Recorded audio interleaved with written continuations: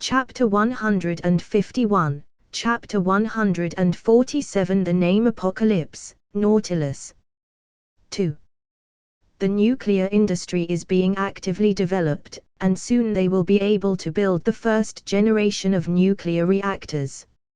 In time, I will absorb the energy and make myself stronger. Sebastian, brimming with confidence, exclaimed, I believe that even Superman couldn't withstand the terrifying power of an atomic explosion. Namer frowned, still not relaxed. He asked reluctantly, is there nothing we can do about Superman?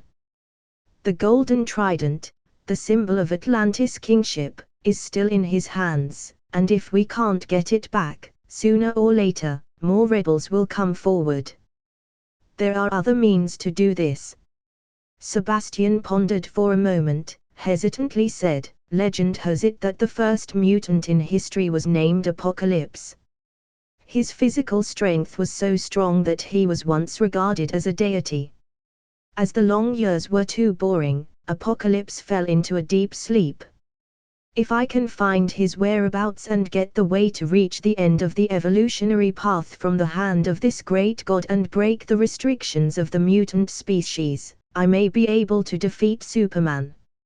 Sebastian said vaguely, he didn't want to wake up the legendary mutant god. No one wanted to have a boss sitting on top of them. He just relayed the information on Apocalypse, only to temporarily calm Namer's agitated emotions. Apocalypse. Namer's eyes lit up slightly as if he had a plan. SHIELD.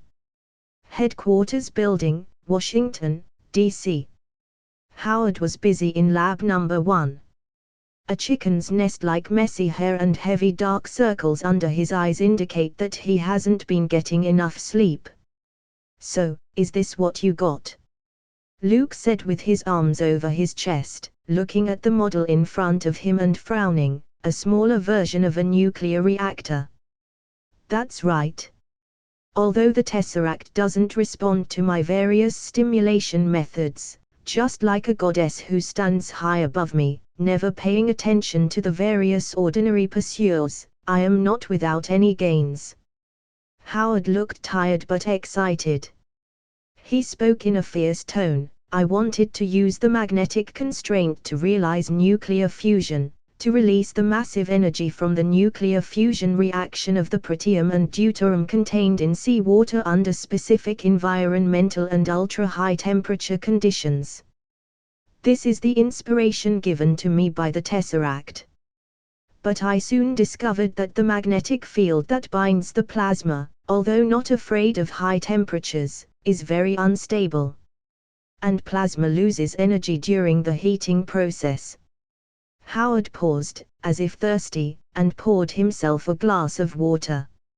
I'm the only one who can't understand what he's saying. Taking advantage of this gap, Captain America, who was standing on the sidelines, spoke up. He was so overwhelmed that he couldn't participate in Howard's endless ramble. What nuclear fusion, magnetic confinement, plasma? It was all a big headache. Luke grimaced and laughed, I've specifically studied it, so I can probably understand what Howard meant. There are two main types of research on controlled thermonuclear fusion. Inertial confinement fusion and magnetic confinement fusion. The former uses a high-intensity laser to irradiate deuterium and tritium targets quickly to achieve fusion. The latter uses a strong magnetic field to restrain charged particles, confining deuterium and tritium gas in a special magnetic container and heating it to hundreds of millions of Celsius to realize fusion reaction. Howard's main direction of attack is the second one. His design is somewhat similar to the tokamak device that would appear a few years into the future. It was an experimental program proposed by a Soviet scientist in the 1950s. After decades of work, the feasibility has been proven. He had to give it to him, Iron Man's father's vision and mind are ahead of the times. When did you show up, Rogers? Sorry, I didn't notice you at all just now." Howard waved his hand, completely ignoring the tall, strong pecs of Captain America. When doing research seriously, let alone Roger's two big chest muscles, he wouldn't divert his attention even if a young girl was standing naked in front of him. The most he would say is, "Don't disturb my research for truth." Where were we? Oh, yes, the controlled fusion project is so massive that we won't be able to get an answer for a while. So, I decided to take the next best thing and do something easier and more challenging. Howard picked up where he left off and continued, and then, there you have it, the first-generation nuclear reactor. Putting it on a submarine would perfectly satisfy Rosgun's idea of atomic energy driving the machinery first to propel the ship. You've fixed the most critical core of a nuclear submarine in a few days. Luke patted Howard's shoulder and said with emotion, "Although you must have heard this many times before, I still have to say, Howard, you are a well-deserved genius." Hearing this compliment from Superman's mouth honestly satisfied my vanity like never before. Howard laughed, then hugged a pile of design drawings and a large stack of draft calculations to Rogers and said, "Let the mediocre scientists on the Atomic Energy Commission do their research. They can only look up to the glow of knowledge radiating from Howard Stark, and I'm going to sleep."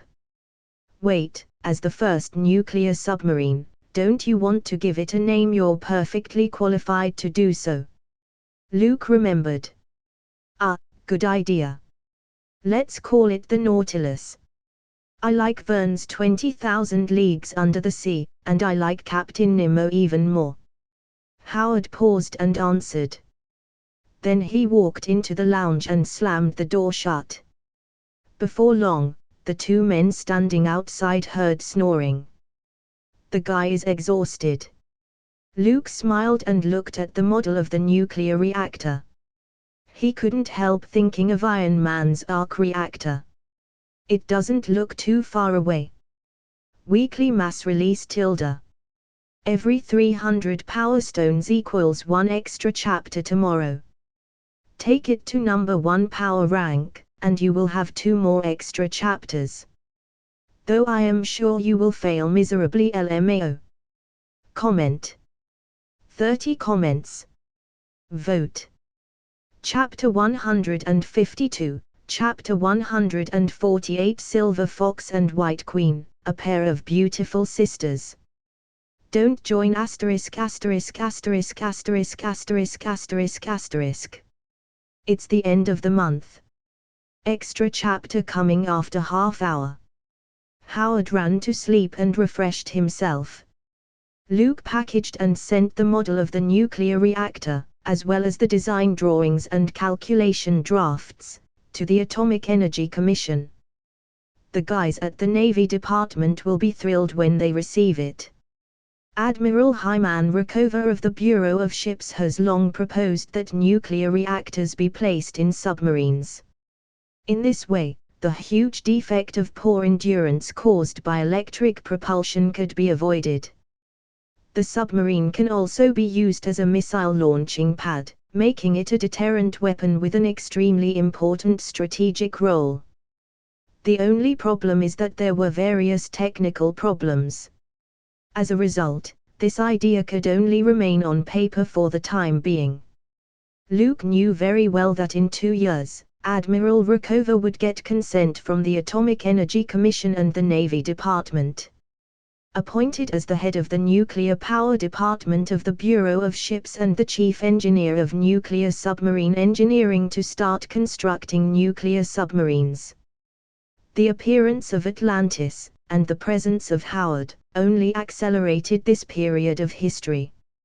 I hope that Admiral Rickover will make a breakthrough sooner rather than later. Luke thought silently. By developing the technology to build the nuclear submarine, they had the leverage to negotiate with Atlantis. He did have a deliberate intention to indulge in this impending skirmish. The original intention was to increase the significance of SHIELD. voice and its status by taking advantage of Namor's threat and Atlantis' presence. Otherwise, if we want to get rid of the constraints of the Pentagon, we can only wait for the massive invasion of the fleet led by the Kree and the establishment of the World Security Council. That's too slow. Luke thought so. Even the President and the Pentagon treat Superman politely. But being in the center of power, the rules that bind an individual are always objective.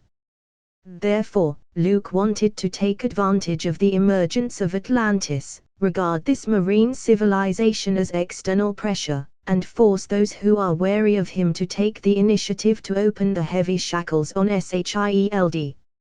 And by the way, let politicians know the necessity of Superman's existence. The next problem to be solved is only the two unstable factors, Namor and Sebastian. Luke thought as he took Rogers into the elevator. Steve, we're fighting side by side this time. The first task is to solve Atlantis. Captain America put on the familiar stars and stripes uniform, carrying the vibranium shield that rarely leaves his hand. Luke found that both heroes and villains have strange fetishism. For example, Thor is particularly fond of swinging the hammer, and even though he later had the Stormbreaker, he still loved Mjolnir. Namor, the Sea King, is even more obsessed with the stolen golden trident. Like these people above, even after Captain America entered semi-retirement, the vibranium shield was cleaned every day and placed on the bedside while sleeping. When he wakes up early in the morning, he opens his eyes, and just by looking at it, Rogers would feel full of energy and motivation. Atlantis. Their king is no match for you. We have the advantage in terms of strength. Rogers sat in the wide-cushioned chair in the director's office and adjusted his posture a bit uncomfortably. This is much more comfortable than the sofa in my own home. Namor Mackenzie is no match for me. Luke nodded and admitted frankly. When you think about it carefully, it seems that Superman had beaten the Sea King in any studio. Even without himself, the big event of the Secret War, Namor will be killed by the other version of Superman, Hyperion, and the Squadron Supreme would destroy the whole country. Compared to now, only to be deprived of the beloved Golden Trident was much better. In the next studio, Superman has made an amazing move of moving Atlantis to the Sahara Desert. If Luke did the same, those blueskins living under the sea would have to go and accompany the Wakanda people. Two countries with the most developed scientific and technological strength, backward systems, and old ideas will one day become neighbors, and some interesting stories should happen. However, this is war. Luke collected his thoughts and said seriously. Namor won't be stupid enough to find me for fighting one-on-one. He has experienced a painful defeat. I believe he has calmed down and stopped holding on to the foolish idea that Atlantis is the first in the world and mutants are invincible. Rogers scratched his head and thought it was reasonable. Atlantis is not Berlin. If Superman directly flew over and hung Namor on a street lamp to end the war, killing a king will only arouse the hatred of the people at the bottom of the sea, thus expanding the scale of the war. Then what are we going to do? Rogers asked. You will know soon. Luke smiled meaningfully. He prepared a big gift for Sebastian Shaw. Boston Harbor. Silver Fox, wearing a black leather jacket and a pair of short boots, got out of the taxi. She is now a member of Task Force X under the jurisdiction of SHIELD. During this period, the team led by Wolverine and Sabretooth has been running around the world like firefighters. For example, go to Africa to collect a particular kind of metal minerals. Or remove the remnants of Hydra. In a word, Task Force X became S.H.I.E.L.D's sharp blade. And the results were outstanding. much to the satisfaction of the Pentagon generals. "You haven't seen me. Now, go back along the same road." After getting out of the car, Silver Fox patted the driver on the shoulder and said so. The middle-aged man with a beer belly suddenly had a blank look in his eyes, as if he was lost in thought. After a few seconds of hesitation, he nodded his head forcefully. After repeating Silver Fox's words, he drove away in his car. He didn't even ask for the fare. "Warehouse 4. Silver Fox, who had been manipulating the cab driver's mind, took out a note from her pocket. She followed the address and found the meeting place. "You are late." A graceful figure was standing there waiting. "Sis, I heard that you became a lackey for humans. It is in your nature to betray your side in exchange for a stable life." Silver Fox frowned and spoke in an unfriendly manner. "Emma, you sent me a message to meet me. Is it just to argue? If that's the case, then I can only say that you're still as naive as ever." The graceful figure in the Boston Harbor was none other than the White Queen of the Hellfire Club.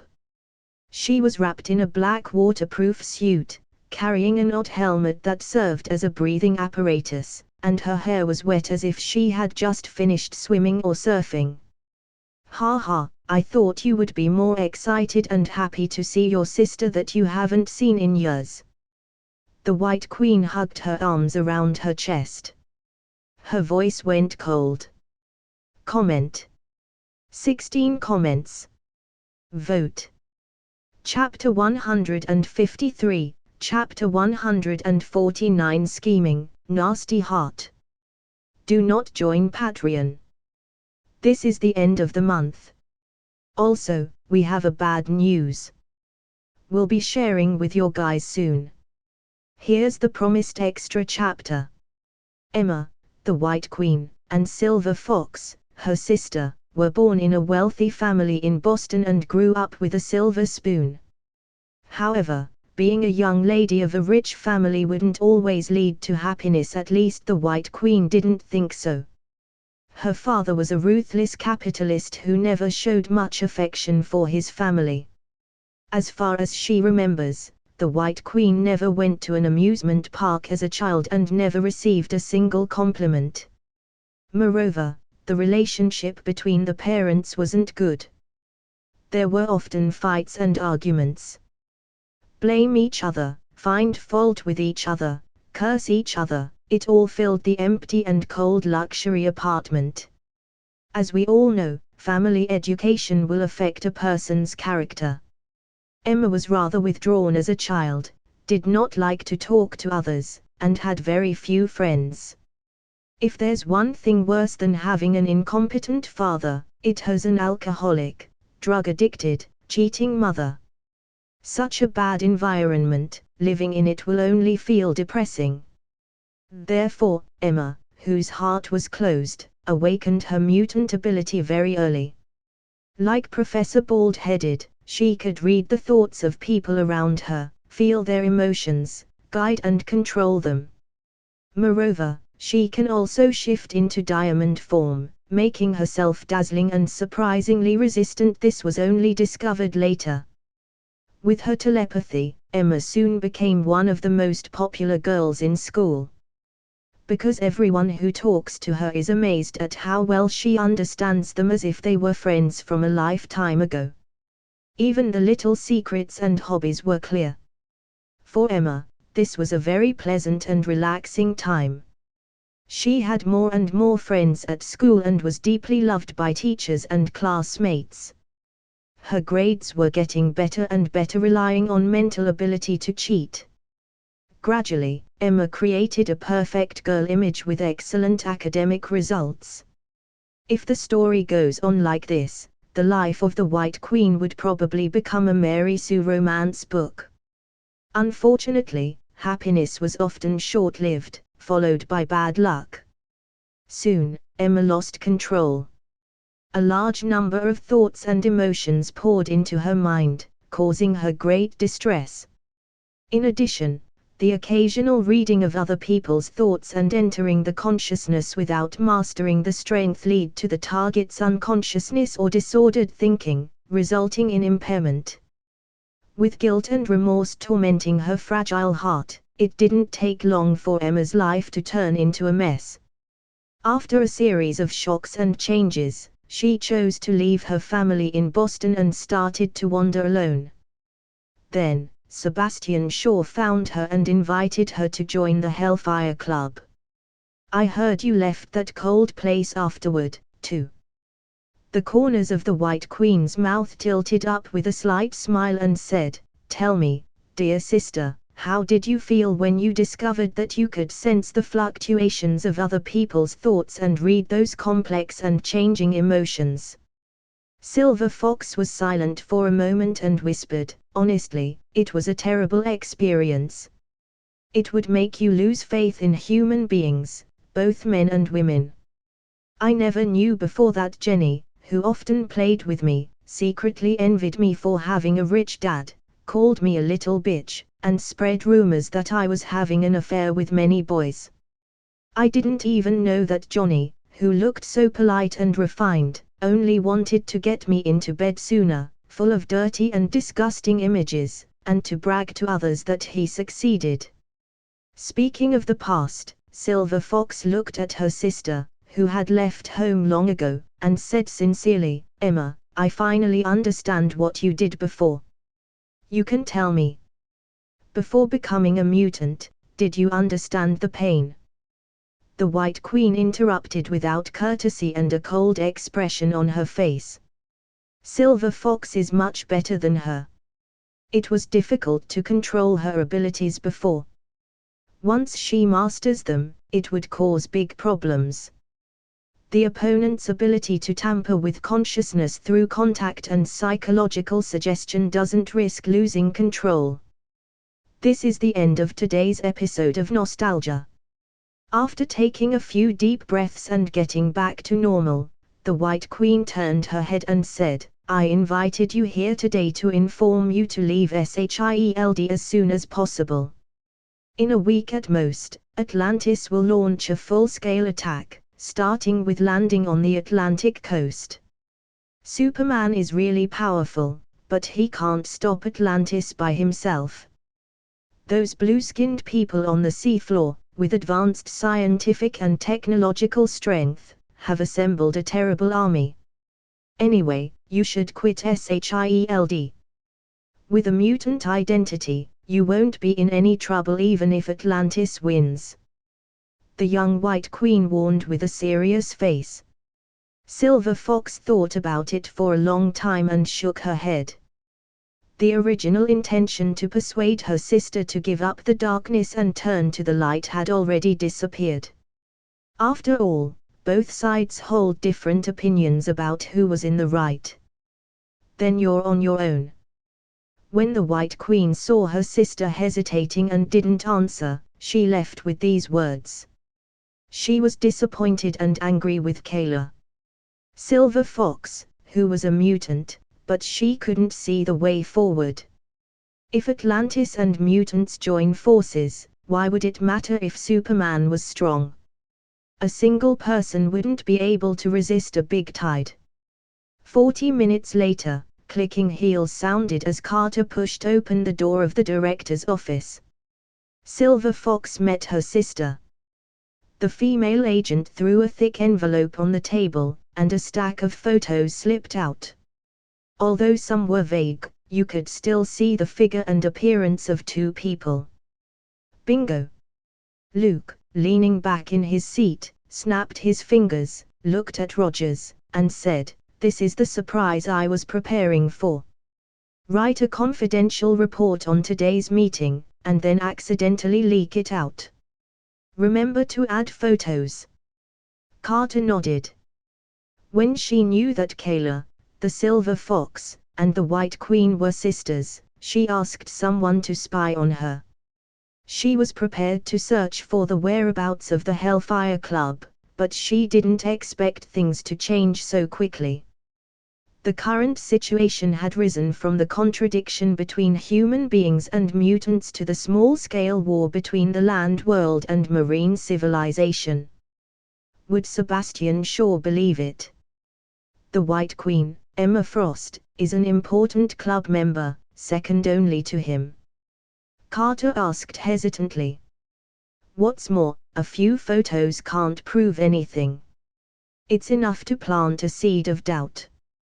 Sebastian Shaw's desire for power is extremely strong, and such ambitious people are often very paranoid. Luke tapped the table with his fingers and smiled. As long as he shows suspicion, he will naturally disagree with the White Queen. Through Kayla's persuasion, it may not be impossible to pull the other side into our camp when the time comes. As for whether it would work in the end, it doesn't matter. As long as it could disturb Sebastian Shaw. Carter thought for a moment, seemed to think it made sense, nodded, and said, I'll do it right now. But what would be a more realistic way of leaking? From the list of spies in the FBI, find some Soviet people who have been exposed but haven't been arrested.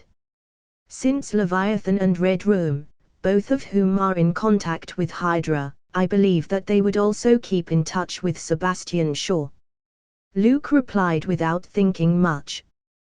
The management of SHIELD should be left to you. Carter smiled. It seems that the Major General was quite proficient in playing with this intelligence counter-tactic. Steve, is there something on my face? Why are you staring?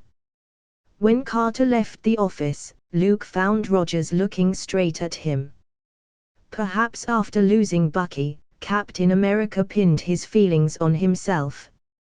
Suddenly, various images kept surfacing in his mind, causing a chill to creep up on Luke's back. You're playing dirty. Rogers lamented. He was as pure as a blank sheet of paper compared to Luke.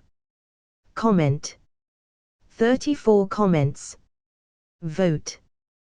Chapter 154, Chapter 150 White Queen's Thoughts. After having a rather unpleasant conversation with her sister Silver Fox, the White Queen set off for Poseidonia, the capital of Atlantis.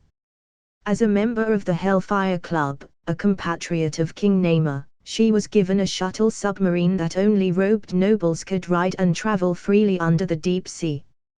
As Shaw said, the situation is very tense. When Atlantis and the land world are officially at war and exhaust each other, the mutants will be able to reap the benefits. The shuttle trailed a stream of waves around the dark and complex terrain underwater and arrived at the royal city of Poseidonia over 2 hours later. The White Queen slowed down and was inspected by patrol guards.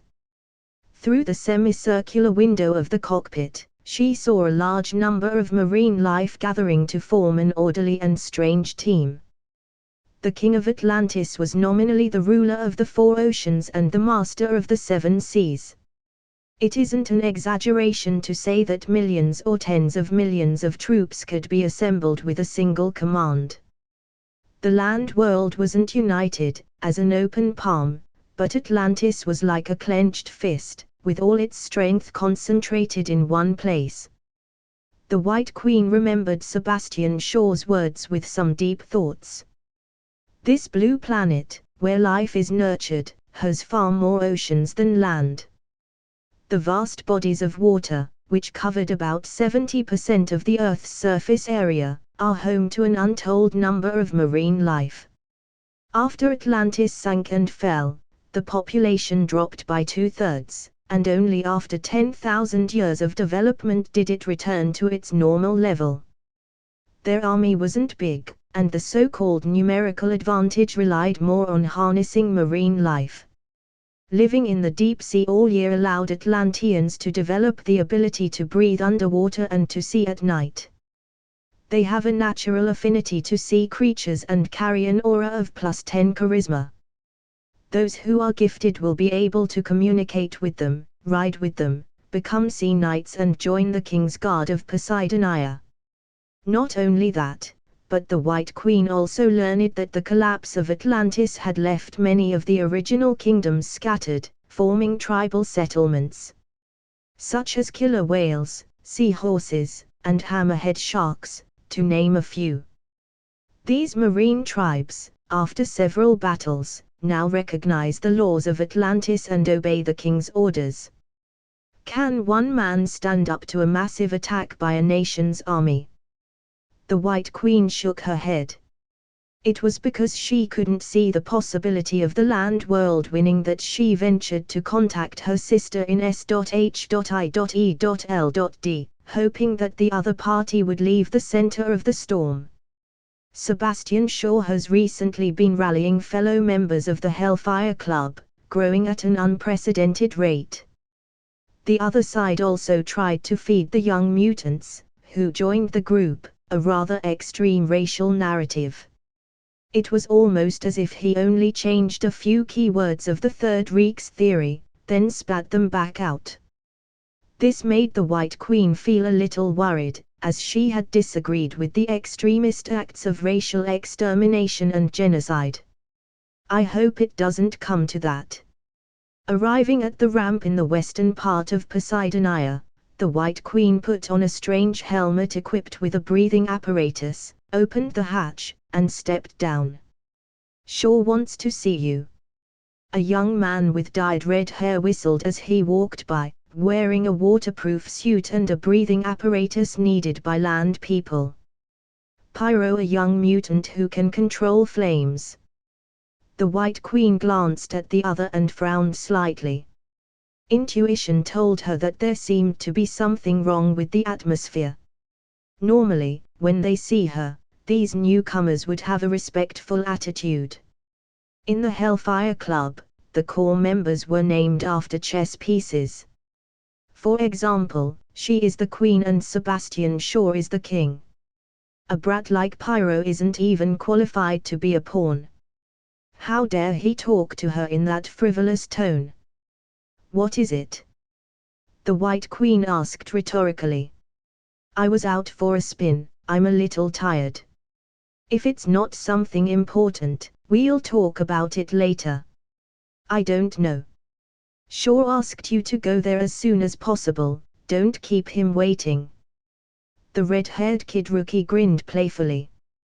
The other party's answer made the White Queen even more suspicious. She doesn't have the moral integrity of the bald professor and doesn't mind reading other people's minds and invading their consciousness. Where did Emma go? Everyone stays in Atlantis during this time. Don't run around, avoid exposing our position. Pyro, you go to the ramp to watch. When Emma comes back, tell her to come and see me. HMPH. She's too reckless sometimes. The White Queen looked back and withdrew from Pyro's mental world. Her intuition told her that there might be an even more serious problem. But by reading through Pyro's thoughts, nothing was found. Forget it, just see Shaw. The White Queen didn't bother to think much about her superior position in the Hellfire Club. Except for Sebastian Shaw, who relied on a metal helmet that shields him from mental attacks and is immune to her powers. Most of the other mutants wouldn't be opponents of her psychic ability. Pyro said you wanted to see me. The White Queen strode into a magnificent and spacious chamber. Neymar's trust in Sebastian Shaw grew, and he treated him like a mentor.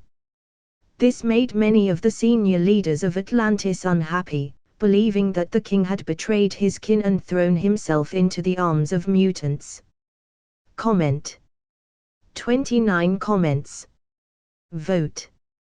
Chapter 155, Chapter 151. There is a traitor among us. Where have you been? Sebastian frowned, his tone was a little gloomy.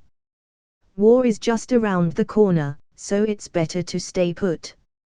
If Superman discovers Atlantis' location, who knows if he would come for a surprise attack. I went out for a spin. It's so depressing here. Wearing this thing all day long, I can't even breathe easily." The White Queen knocked the breathing helmet on her head and replied as if nothing had happened. At an early age, she learned how to lie. Pay attention next time. The closer we are to success, the more we should be cautious. Sebastian's attitude eased, and he continued, "By the way, I heard that you have a sister who's also a mutant. The Hellfire Club welcomes any compatriot. You can invite her in. Later, the land world wouldn't be very safe and would soon fall into a series of battles." I will." The White Queen's eyes flashed for a moment. She felt that Sebastian was aware of something. However, she didn't tell anyone about the meeting today. "Emma, we are all your family." Sebastian's voice was gentle and friendly.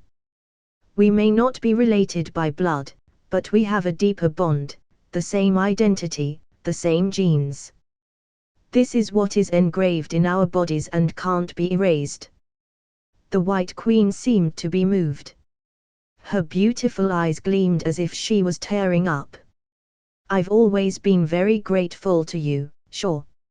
It was you who brought me out of my ordinary life and allowed me to enjoy a better scenery." Sebastian was quite satisfied with this answer. The White Queen was a mutant he valued very much. Without the other party, he would lose the means to control Neymar. 10 minutes later, the two ended the conversation. The White Queen left the bedchamber with a stern look in her eyes. Reading words and speculating on thoughts is instinctive for those with psychic abilities. She could see that Sebastian Shaw was playing the emotional card. As to why he would do this, he probably wanted to stabilize her. "Even if he knows that I have a sister in S.H.I.E.L.D., he might not be able to prove anything. Does my loyalty to the Hellfire Club need to be questioned?" The White Queen was deeply puzzled. She knew Sebastian Shaw very well. Another party was the same kind of person as her father. Selfish, good at calculation, and never give up valuable chess pieces easily. Just like before, he would rather sacrifice Riptide to save Neymar. It's not that Sebastian Shaw had any hidden deep attachment to Neymar. It is only because the party is still useful and couldn't be discarded for the time being. It's a simple multiple-choice question, and everything is based on interests. I hope Shaw doesn't let me down. The White Queen thought so. Women, they can't be trusted. Sebastian Shaw paced alone in the bedroom with a sneer on his mouth. If I hadn't cooperated with Hydra, how would I have known that there was a traitor in the Hellfire Club? S.H.I.E.L.D. was very efficient. The Soviet spies quickly leaked the photo of the White Queen meeting her sister Silver Fox and the confidential documents. Then, from the spy's hand, it was passed to the agent in Leviathan and Red Room, and finally, it was found by Hydra and given to Sebastian Shaw as a gift. As the saying goes, no one under the sun hides from Hydra. Even within S.H.I.E.L.D., there must be some spies buried. After all, the previous Operation Paperclip, the US side absorbed many Nazi scientists, including many experts in rocket technology and senior researchers. SHIELD has also recruited many remnants of Hydra into its ranks. There must have been a lot of spies infiltrating. Luke knew this, but he didn't thoroughly check it out and deliberately let it go. Anyway, they were all leaks. It would save time and effort to harvest them when they grow better. This time, thanks to them, Sebastian Shaw was able to receive the news faster. I can't move her yet, so I'll wait. Sebastian put his hands behind his back and looked at the world map hanging on the wall. He has incredible ambition, and Atlantis was only the first stepping stone. Hydra, Red Skull, the Third Reich. They all failed. Sebastian looked up and smiled, but I won't. Operation Paperclip. Rogers, in the director's office, closed the thick folder in his hand. That is to say, the president secretly deported a group of German scientists, and S.H.I.E.L.D. also absorbed part of Hydra's power. But wouldn't this let the enemy infiltrate, thus posing a threat to national security? Captain America showed a somewhat puzzled look. As an intelligence agency, S.H.I.E.L.D.'s primary concern should be to ensure its confidentiality. Taking the initiative to recruit Hydra was tantamount to creating latent opportunities for spies. Inevitably, it increases certain risks. At that time, what should S.H.I.E.L.D. do when it becomes the new Hydra? The military started the plan. They took a fancy to the new technology of V-1 and V-2 rockets and ballistic missiles of the Third Reich and wanted to get their hands on it.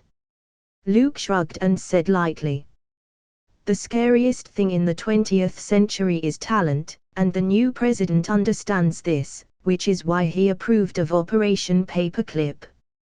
During World War II, the Third Reich's military industry was extremely advanced, and various high-tech products proliferated, making it a well-deserved first in terms of strength. It's normal for the White House and the Pentagon to look at them greedily. It is in their nature to take advantage of the situation and put profit first. At first, many people opposed this plan, because according to regulations, American troops belonging to the Allied side were prohibited from directly dealing with war criminals. Luke paused and said with a smile at the corner of his mouth, "The irony is that almost all of the German scientists and engineers and other technical personnel who are eligible for recruitment and extradition are basically closely associated with the Nazis' elite, and some even meet the criteria of being war criminals." Binge. Okay, so, voting Power Stone will give 1 point in the top fans, so does commenting and replying to any of the comments. Every comment/reply equals 1 point. Also, I have seen that review gives 5 points. Well, top 3 weekly top fans will receive a huge thanks through a shout out. Special thanks to Nix_00, Jamie_A4, Gun123, for being the top fans of the week. Let's see if we will have new top 3 fans or these super readers will be able to keep their positions. Comment. 51 comments. Vote. Chapter 156, Chapter 152. Sorry, I want to join Hydra. Binge_translations is now BingeFics. Also, you can read 40+ privilege chapters on Patreon with a release rate of 2ch/d. Visit patreon.com/binge-translations. Discord, discord.link/binge-translations. Rogers had a shocked look of strange knowledge has increased. Despite knowing that the country's image may not be as glamorous as it seems due to the entanglement of various interests. However, it was still difficult for him to accept the recruitment of war criminals to government departments. Those people should be tried. Rogers whispered. Seeing Captain America depressed, Luke continued to talk about the dark history of the federal government. That's just your personal opinion, but the president and generals don't think so. To ensure the strategic interests, they bypassed these rules and sent over 700 intelligence personnel to vigorously collect workers related to fighter aircraft, missiles, and rocket programs. Among them was Arthur L. Rudolph, who had managed an arsenal and was an expert in rocket manufacturing. However, he was also a notorious war criminal, committing brutal crimes like hanging slave laborers, killing and abusing prisoners of war.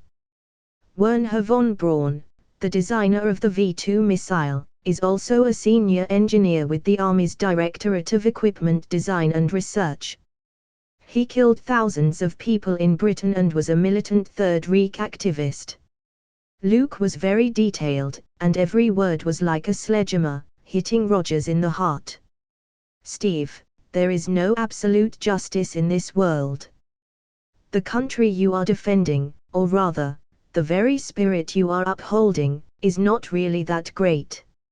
Luke, who is obviously the director of SHIELD and a major general in the army, is unashamedly ridiculing the capitalist country that is packaged as a beacon of freedom. But then again, Operation Paperclip did have a great influence on America during its development. For example, the one who was a war criminal, Wernher von Braun. This man has an impressive resume and entered the Technical University of Berlin in 1930. 4 years later, he received his PhD in physics from Humboldt University, where his thesis was graded at the very top of the scale. In just 2 years, the V-2 missile was designed. It was the first ballistic missile put into actual combat in the world. Later, he came to the United States and developed the Saturn V, which successfully achieved the moon's amazing feat. He can be said to be another Howard Stark in the rocket manufacturing and aerospace industry. What about SHIELD? Are we the same?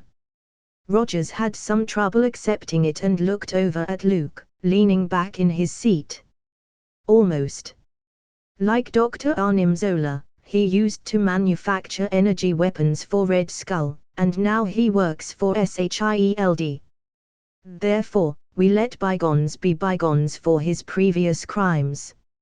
Luke nodded, not hiding anything. SHIELD has also benefited from Operation Paperclip. From a nameless intelligence agency, it has rapidly developed into a massive organization above the Pentagon. Apart from Superman's special status, all kinds of amazing acts of asking for funds and expanding powers and responsibilities.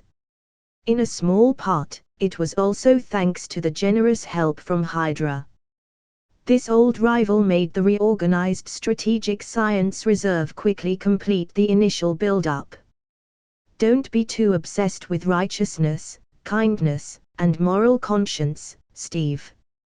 You can pursue those beautiful things, but you can't use them as the standard to measure everything in the world. Luke started to brew his poisonous pep talk as usual, playing the role of a mentor. Speaking of, reforming the unshakable Captain America seemed interesting. I never thought about Howard's weapons business, how many people have been killed by the weapons he made and sold. Even less, Arnim Zola was once a loyal fan of the Third Reich, once working for Hydra and Red Skull. His hands were covered with the blood of Allied soldiers. Because it's meaningless. It's of no use except to plunge oneself into the contradiction between moral conscience and cruel reality. Rogers' lips quivered as if he wanted to say something. The education he received from childhood and the concept he formed was to be a good person. To adhere to the bottom line and don't hurt others so easily.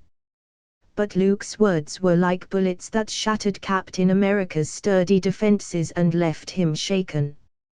But Rogers looked up as if he had some doubts about life. There is no but. Separate the reason from reality. I am Superman, a war hero, and the object of public admiration. Luke smiled and whispered, but I am also the commander of S.H.I.E.L.D., an army general, a man in power, and a leader in every sense of the word. I need to protect my interests and stick to my position.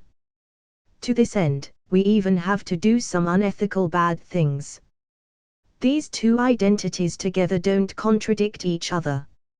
Rogers is very confused as if subjected to a 10,000 point mental attack. He looked down at the vibranium shield in his hand and the stars and stripes printed on his chest. For a while, he was at a loss for words. Maybe I'm not fit to be a captain. After a while, Rogers laughed at himself. I'm glad you're here, Luke. In this way, I just have to be a soldier and rush forward with my head down. Luke, who had given Captain America several things to think about deeply, stood up and patted his opponent on the shoulder, saying, "Let's have dinner at my place tonight, Melena's cooking is quite good." A few minutes later, the conversation ended. Watching Rogers leave, he walked over to the wine cabinet and poured a glass of Lafite 82 well, the 1882 vintage. "Dr. Zola, you've heard it all." Luke shook his glass of red wine and said towards the office cubicle, "I know exactly what Hydra is planning to do. You're relying on Operation Paperclip to infiltrate SHIELD, and you're planning to make a comeback and start over. The most dangerous places are often the safest." After the collapse of the Red Skull, Hydra's power was divided into three. SHIELD recruited one part was taken away by Baron Trask, and one part hid and secretly infiltrated the federal government. The pudgy Dr. Zola pushed the door and came out with small steps. He stayed in the office's cubicle very early and heard the countermeasures against the Hellfire Club and all kinds of information about Operation Paperclip. "Major General Sir, I have turned my back on it. Hydra is doomed to have no future. S.H.I.E.L.D. is the future," Dr. Zola said sincerely. Luke handed a glass of red wine and shook his head. "You are wrong, Dr. Zola. I'm very optimistic about Hydra. Their organization is tight, their penetration ability is outstanding, and their intelligence networks are everywhere, which is much better than SHIELD." Dr. Zola trembled and took the glass. He didn't know what the Major General was trying to say. Could it be that he wanted to settle the old account for him being a Hydra member? "Dr. Zola, I want to join you." Luke's smile grew stronger. He sincerely said, "Do you think I could be a qualified Hydra member?" Comment. 40 comments. Vote. Chapter 157, Chapter 153. The director took the lead in the rebellion. Please support this work by reading 40 chapters ahead on Patreon. Visit patreon.com/binge-translations. Join Hydra. Dr. Zola stood still. He didn't know how to answer. If it were someone else, he would probably still be half-heartedly seeking proof and prepared to observe secretly for a period to test issues such as loyalty and personal ability. Finding good prospects for the organization was a good thing. But these words come out of Luke's mouth. It was as if the president himself wore a red armband and volunteered to join. It looks extraordinarily ridiculous and lacks the slightest credibility. Not everyone is like Trump, willing to endure humiliation, secretly sneaking into the White House to bring down the US empire, taking it as his mission. Such people with lofty ideals are in the minority after all. Ha ha ha ha ha. Dr. Zola gave a fake laugh and said, "Major General is really funny." S.H.I.E.L.D's director said he would join Hydra. It would look like a king leading the rebellion against himself. The Allied Superman, who personally crushed Red Skull and defeated Hydra, the legendary hero who flew to Berlin to end World War II, and an army major general is leading S.H.1.E.L.D against Atlantis. Dr. Zola counted the long list of dazzling titles, as well as the familiar legends, and then looked at Luke, who took a sip of his Lafite 82. His face showed an awkward smile without losing politeness. If you look at the above remarks as a joke, This Major General has a sense of humor similar to that of the Eskimos who live in the Arctic. I'm not a member of Hydra anymore. Dr. Zola stood up and said, I did work for Red Skull before, but I was forced to do so out of necessity. Deep down, I am a devout and committed pacifist. I hate war and hate killing. Since the Allied powers, under the leadership of Major General, sent the axis of evil to hell, I have finally found my true calling and don't have to live in guilt. Joining SHIELD has redeemed my soul. I tell myself every day to get rid of my past sins and become a new person. What's more, everyone in S.H.I.E.L.D is talented. Mr. Howard Stark is a good person to talk to.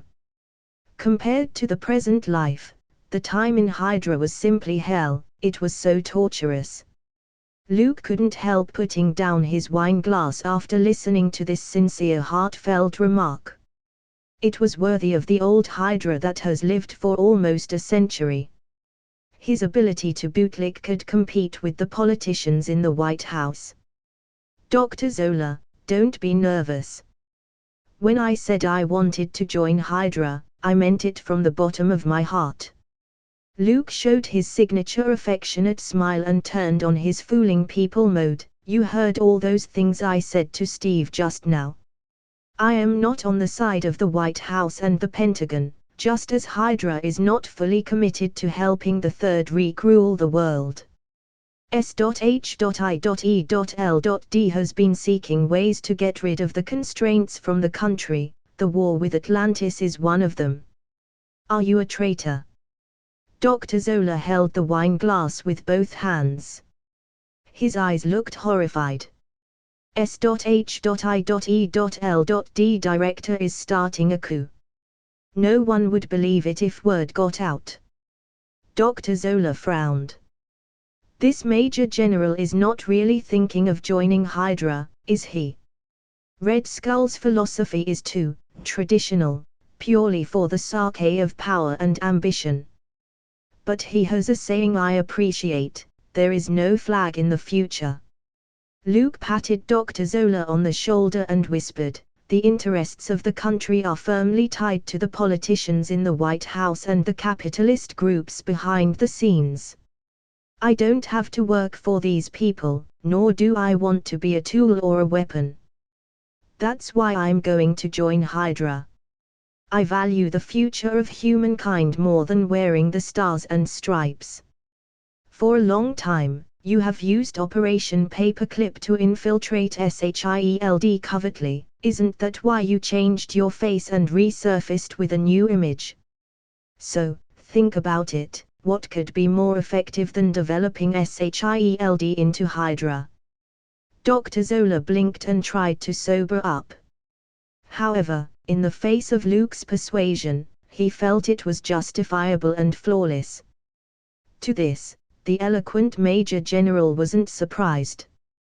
Because he redeemed Ra's al Ghul's skill card, weaving logic. Use crude language, rudimentary reasoning, and impose logic upon a normal person to make them agree with you.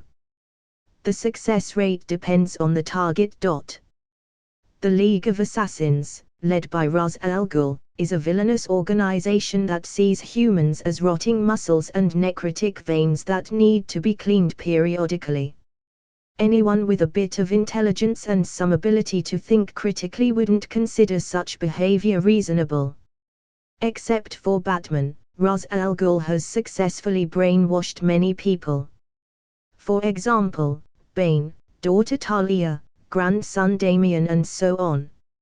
Ra's al Ghul's every appearance was laced with words such as, forest fires burn plants and animals, they will grow better next year.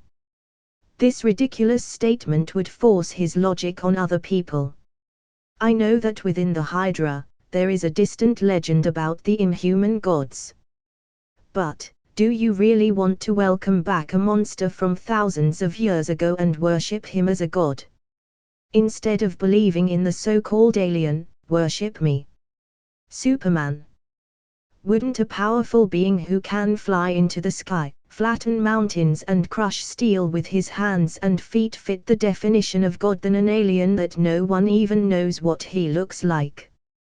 Besides, I don't mind at all if you kneel at my feet and worship me. Dr. Zola continued to remain silent, but his mind was in a state of shock. He had heard Red Skull mention about the inhuman god inadvertently. In theory, this is highly classified information within Hydra. Is there a mole in the organization? Almost immediately, the idea popped into Dr. Zola's head. Immediately afterward, the former chief scientist of Hydra somehow felt that Luke's words seemed to make sense. Judging from Superman's ability, it was no exaggeration to say that he is a god on Earth. If it were in the Mayan period when the Inhumans appeared, he might have been regarded as a god. Major General, sir. Dr. Zola still wanted to continue to show his contribution and get rid of the suspicion of being a member of Hydra. Luke waved his hand and interrupted, Doctor, if you're not Hydra, then, I hope you are. If you are a member of Hydra, then even better. You can be my introduction to the organization. Red Skull doesn't necessarily want to bring back the Inhuman God, he cares more about the Tesseract. As for the other leaders, they all have their plans. After thousands of years of secret development, Hydra has long lost its original appearance. Although its name has not changed, its core is different. Including you, Dr. Zola. What is your purpose in entering Hydra? It can't be to worship a god that you have never heard of. At this point, the short, pudgy Dr. Zola sighed and stopped pretending. He held up his glasses that had slipped down and smiled bitterly, the beautiful promise of immortality. Red Skull said that the Inhuman God could give everyone eternal life. I am a scientist who knows that physical decay is the law of nature and impossible to stop, but I yearn for spiritual immortality. Comment. 30 comments. Vote. Chapter 158, Chapter 154 The Birth of Aegis Shield, the First Director. Read 40+ privilege chapters and more perks like 2ch/d only at Patreon. Support me, patreon.com/binge translations. Eternal life. Getting rid of the fragile flesh and gaining immortality. Luke paused, his eyes flashing. It is no wonder that Dr. Zola later chose to upload his consciousness to computer storage and became a ghostly being in a digitized life form. So, there was an agenda. Think of the 200,000 feet long database in the basement that is Dr. Zola's body nearly a century later. Honestly, as a scientist, you shouldn't believe in such false promises. Eternal life, such a fool's fantasy. The Major General laughed scornfully and didn't believe this. Any religion gives a false layer of hope that only looks beautiful. For example, the soul enters the kingdom of heaven and receives the illumination of the holy light. Or a river full of milk and honey, 72 beautiful virgin maidens. Hydra is no exception. Immortality. Who has ever lived forever? Luke smiled and asked in return. If he had to say the possible existence of immortals on Earth, it was probably himself. Luke clearly remembered Superman's independent story, in which the other person lived until the universe died and then started a new cycle again. There were many similar examples.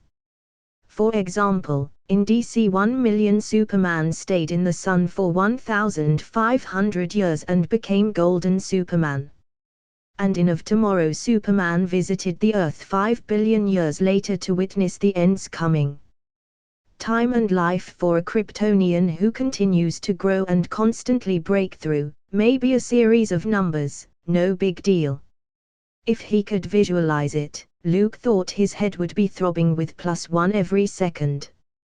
At that time, I was blind, enthusiastic about the Third Reich's great plan to conquer Europe, and I firmly believed in Hydra. Dr. Zola took a sip of red wine to hide his embarrassment. Any mortal has had the beautiful fantasy of immortality. Compared to power and money, an endless and long life is worth the madness. Believe me, the legendary inhuman god won't give you what you want in return. Luke shrugged his shoulders and poked at Dr. Zola's beautiful dream. The Inhumans are only experimental products of the Kree and are still far from being true gods. As for immortality, a complete lie. This is something that even their creator couldn't achieve. As one of the three great empires, the Kree people imitated the gods and used the gene fragments of primitive human beings to carry out bioengineering experiments, creating a group of powerful fighters. This is where the Inhumans came from. The so-called Inhuman God is the first successful experiment. There are so many smart people in Hydra, why would they believe such a poor lie? Luke couldn't help wondering. In theory, schemers should remain skeptical of everything. We have a plan. Dr. Zola hesitated. If he continued, he would reveal the organization's secrets. Project Distant Star, right? Luke answered casually. It was as if he dropped a bombshell. Dr. Zola choked and tried to hide his shock. You even know this? Has Hydra been infiltrated by S.H.I.E.L.D? There is a mole in the top ranks. Who could it be? Baron Strucker? Madam Viper? Whitehall, who is responsible for welcoming back the Inhuman God? A series of names flashed through his mind, but he couldn't be sure. Whichever one it is, it would be a huge blow to Hydra. They have always been known for their ability to spy undercover and infiltrate the enemy's intelligence resources, but now, someone quietly put a spy in their side. With this in mind, Dr. Zola was sweating like a pig. Luke looked down. The other party's crazy brain gymnastics look really made him want to laugh. Was I wrong? He continued to ask. No, no. Dr. Zola shook his head hard and continued, the Inhuman God, he was exiled to a distant planet. Although we can't be sure of the exact location, to welcome him back to Earth, we were able to send items through a portal in regular intervals. Sometimes it's a living person, sometimes it's some animal. What is certain is that God is still alive. Thousands of years have passed since the Mayan period, and he is still alive. Therefore, many people firmly believe that the Inhuman God could live forever and grant the ability to his most faithful followers. Luke listened and curled his lips, thinking, I could also live until the sun died out, or the Big Bang. He would recommend that all Hydra members should change their faith and set up a sect to worship Superman. Well, let's go back to the original topic. The rhythmic tapping of the Major General's fingers on the table created a kind of psychological pressure on Dr. Zola. Believe me, Doctor. I can create the perfect Hydra and lead you to a better future. I can help you achieve all the great things that Red Skull couldn't achieve and couldn't do. A large Hydra empire, a tightly knit commonwealth of human lives, a center of power that rules the world. Luke was like the devil who tricked mortals into trading their souls. Dr. Zola's face turned red. He was quite emotional. Weaving logic has completely assaulted him, and his mindset and logic have taken on Luke's intent. What's the cost? Dr. Zola restrained his inner desire. There is a common saying in the East, to eliminate external disputes, we must eliminate internal problems. Luke narrowed his eyes and smiled gently. Before ruling the world, we should concentrate Hydra's power in one place. I'm going to talk to Hydra's leaders, like Baron Strucker and Madame Viper, to discuss cooperation. Hydra doesn't have to have so many leaders, right?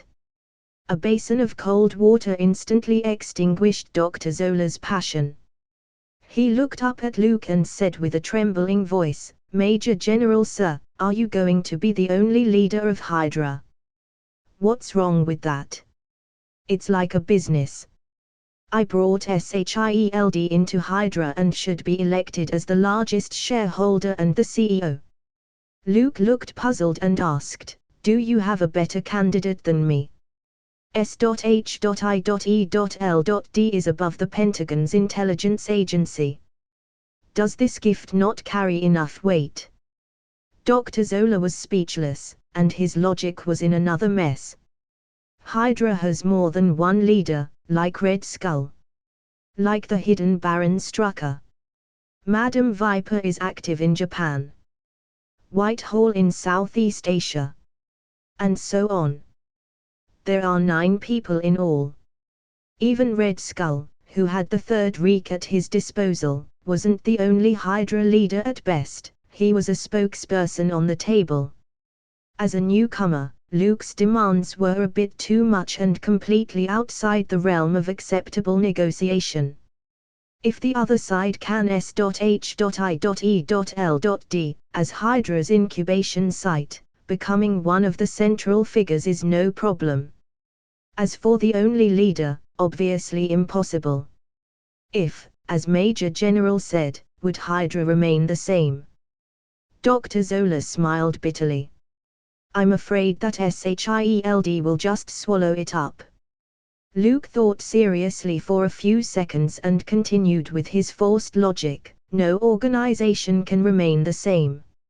Only by boldly embracing change can we be reborn.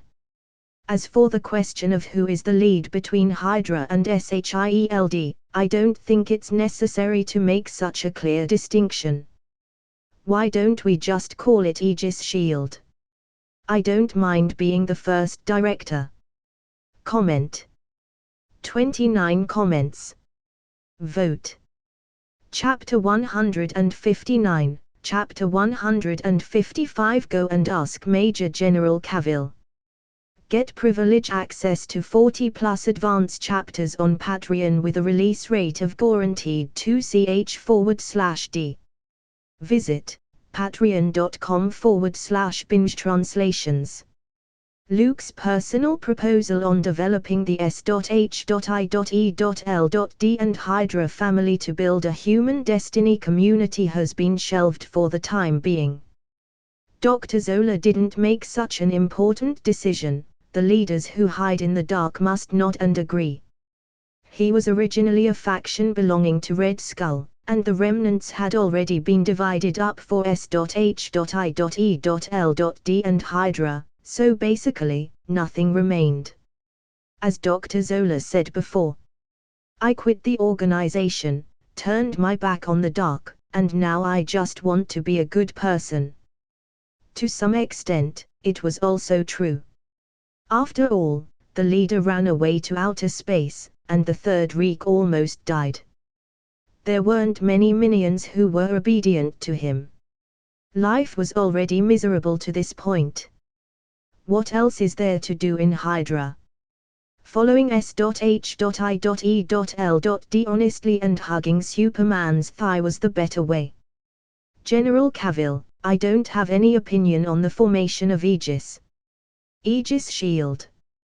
Dr. Zola, who understood Luke's thoughts, turned his head and nodded decisively. I also believe that you are definitely a better leader than Red Skull.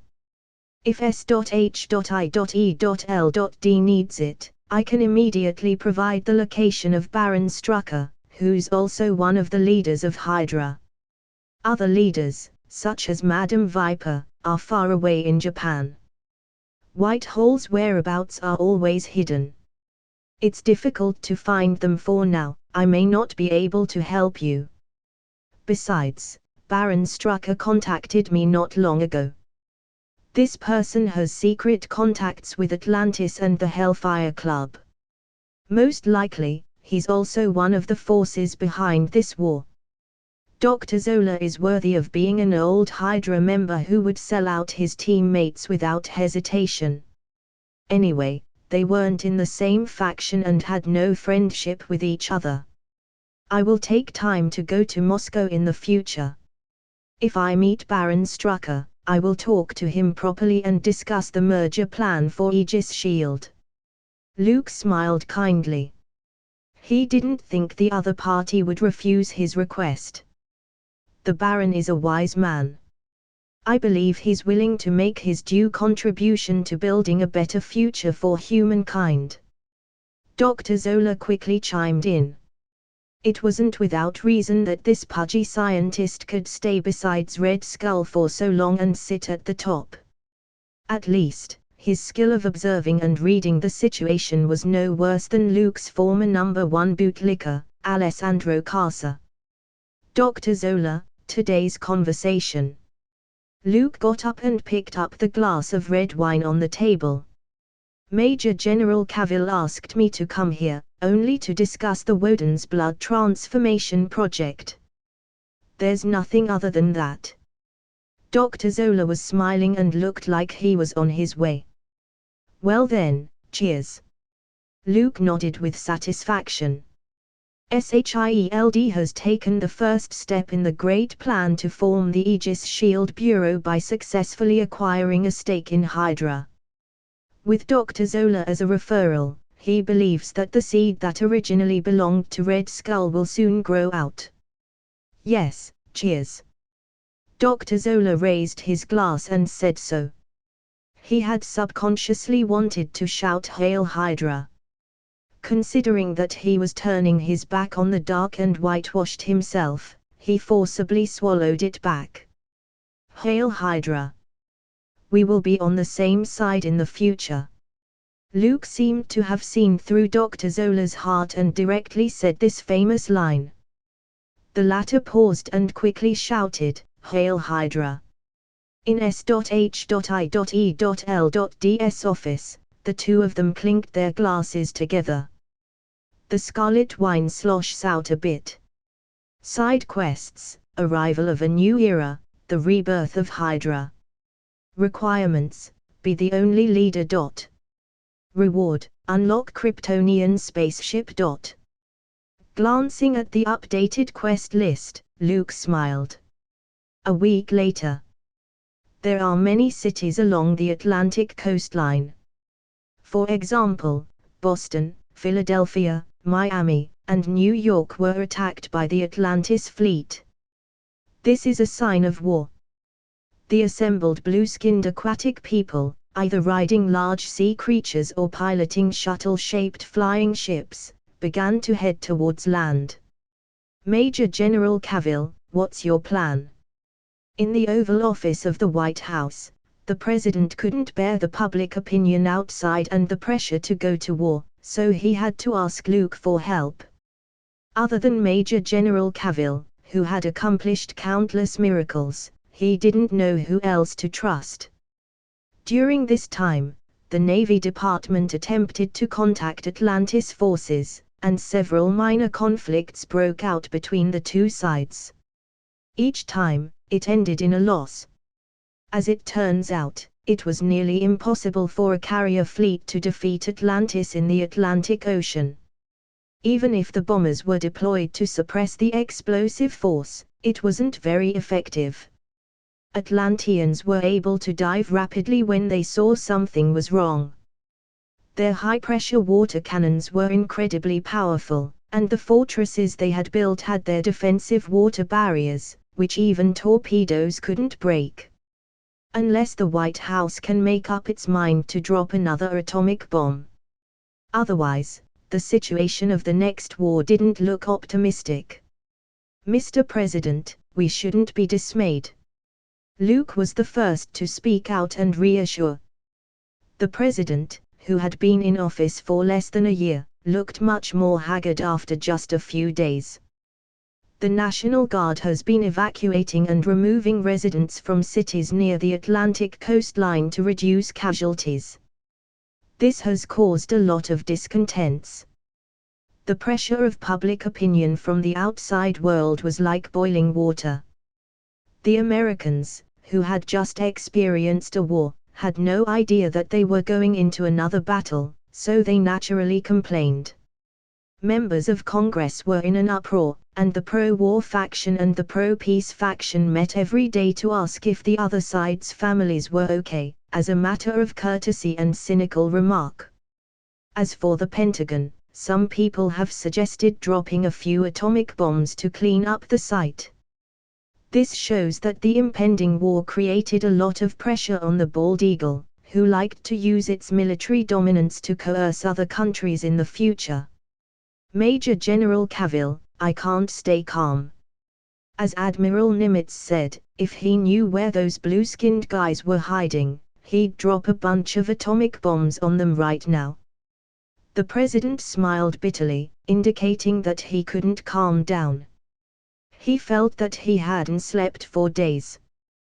When he closed his eyes, the Atlanteans had entered the White Horse and hanged him on a pole in the streets. That seems to be a French tradition.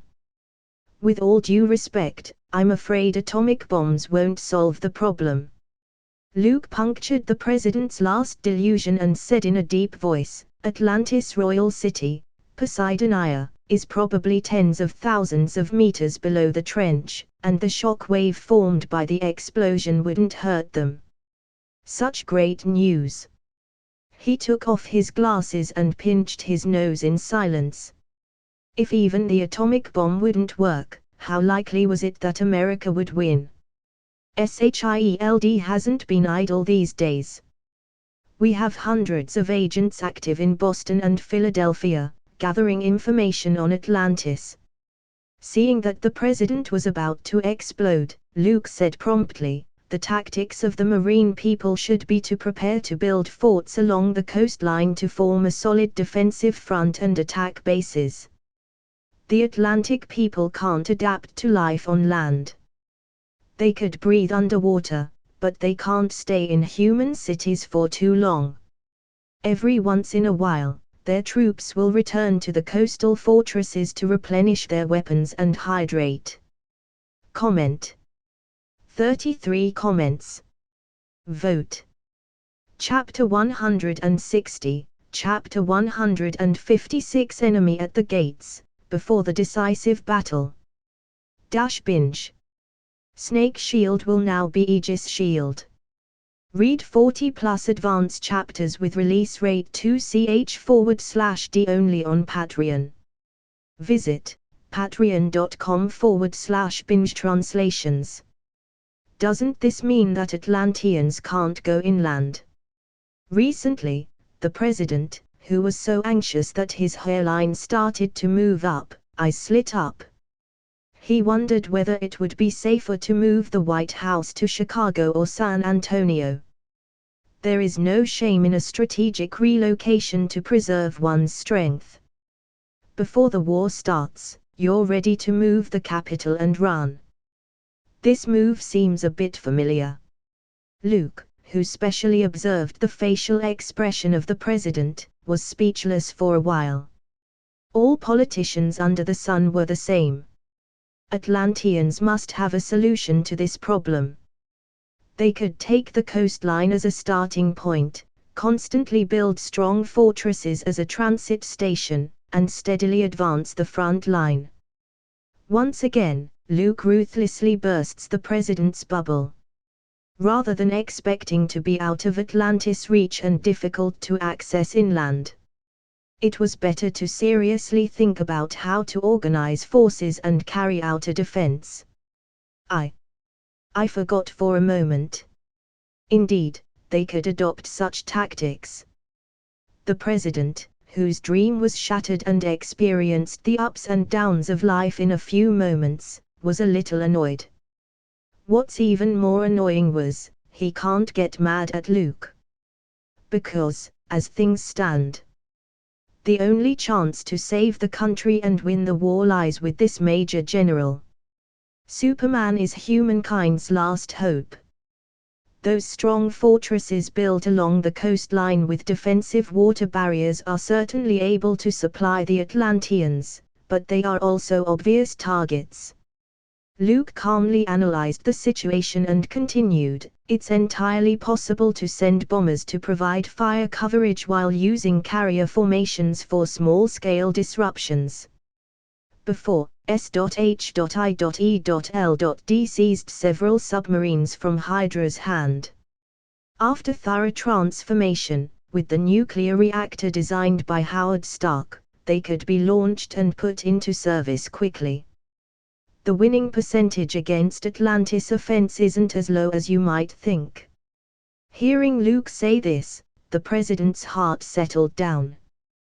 The young Major General sitting across from him had a slight twinkle in his eye. Luke has a lot of cards in his hand. Apart from Superman's own fighting power, the Golden Trident taken from Namor could change the weather and create a tsunami. Dealing with Atlantis' army was simple enough. He only needed to create a huge tsunami and destroy all those fortresses on the Atlantic coastline. This belongs to the lose-lose type of tactic. Kill 1,000 enemies while losing 800 of your own. There is no need to use it until the moment of crisis. He didn't tell the White House and the Pentagon about this to keep the tension of this war fermenting and create a favorable situation for SHIELD.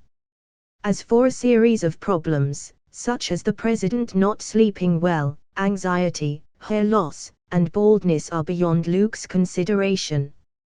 I think we can let the Navy Department's carrier group draw the attention of the Atlanteans from the side, while SHIELD's task force and the invasion group attack from the surface. Luke said methodically.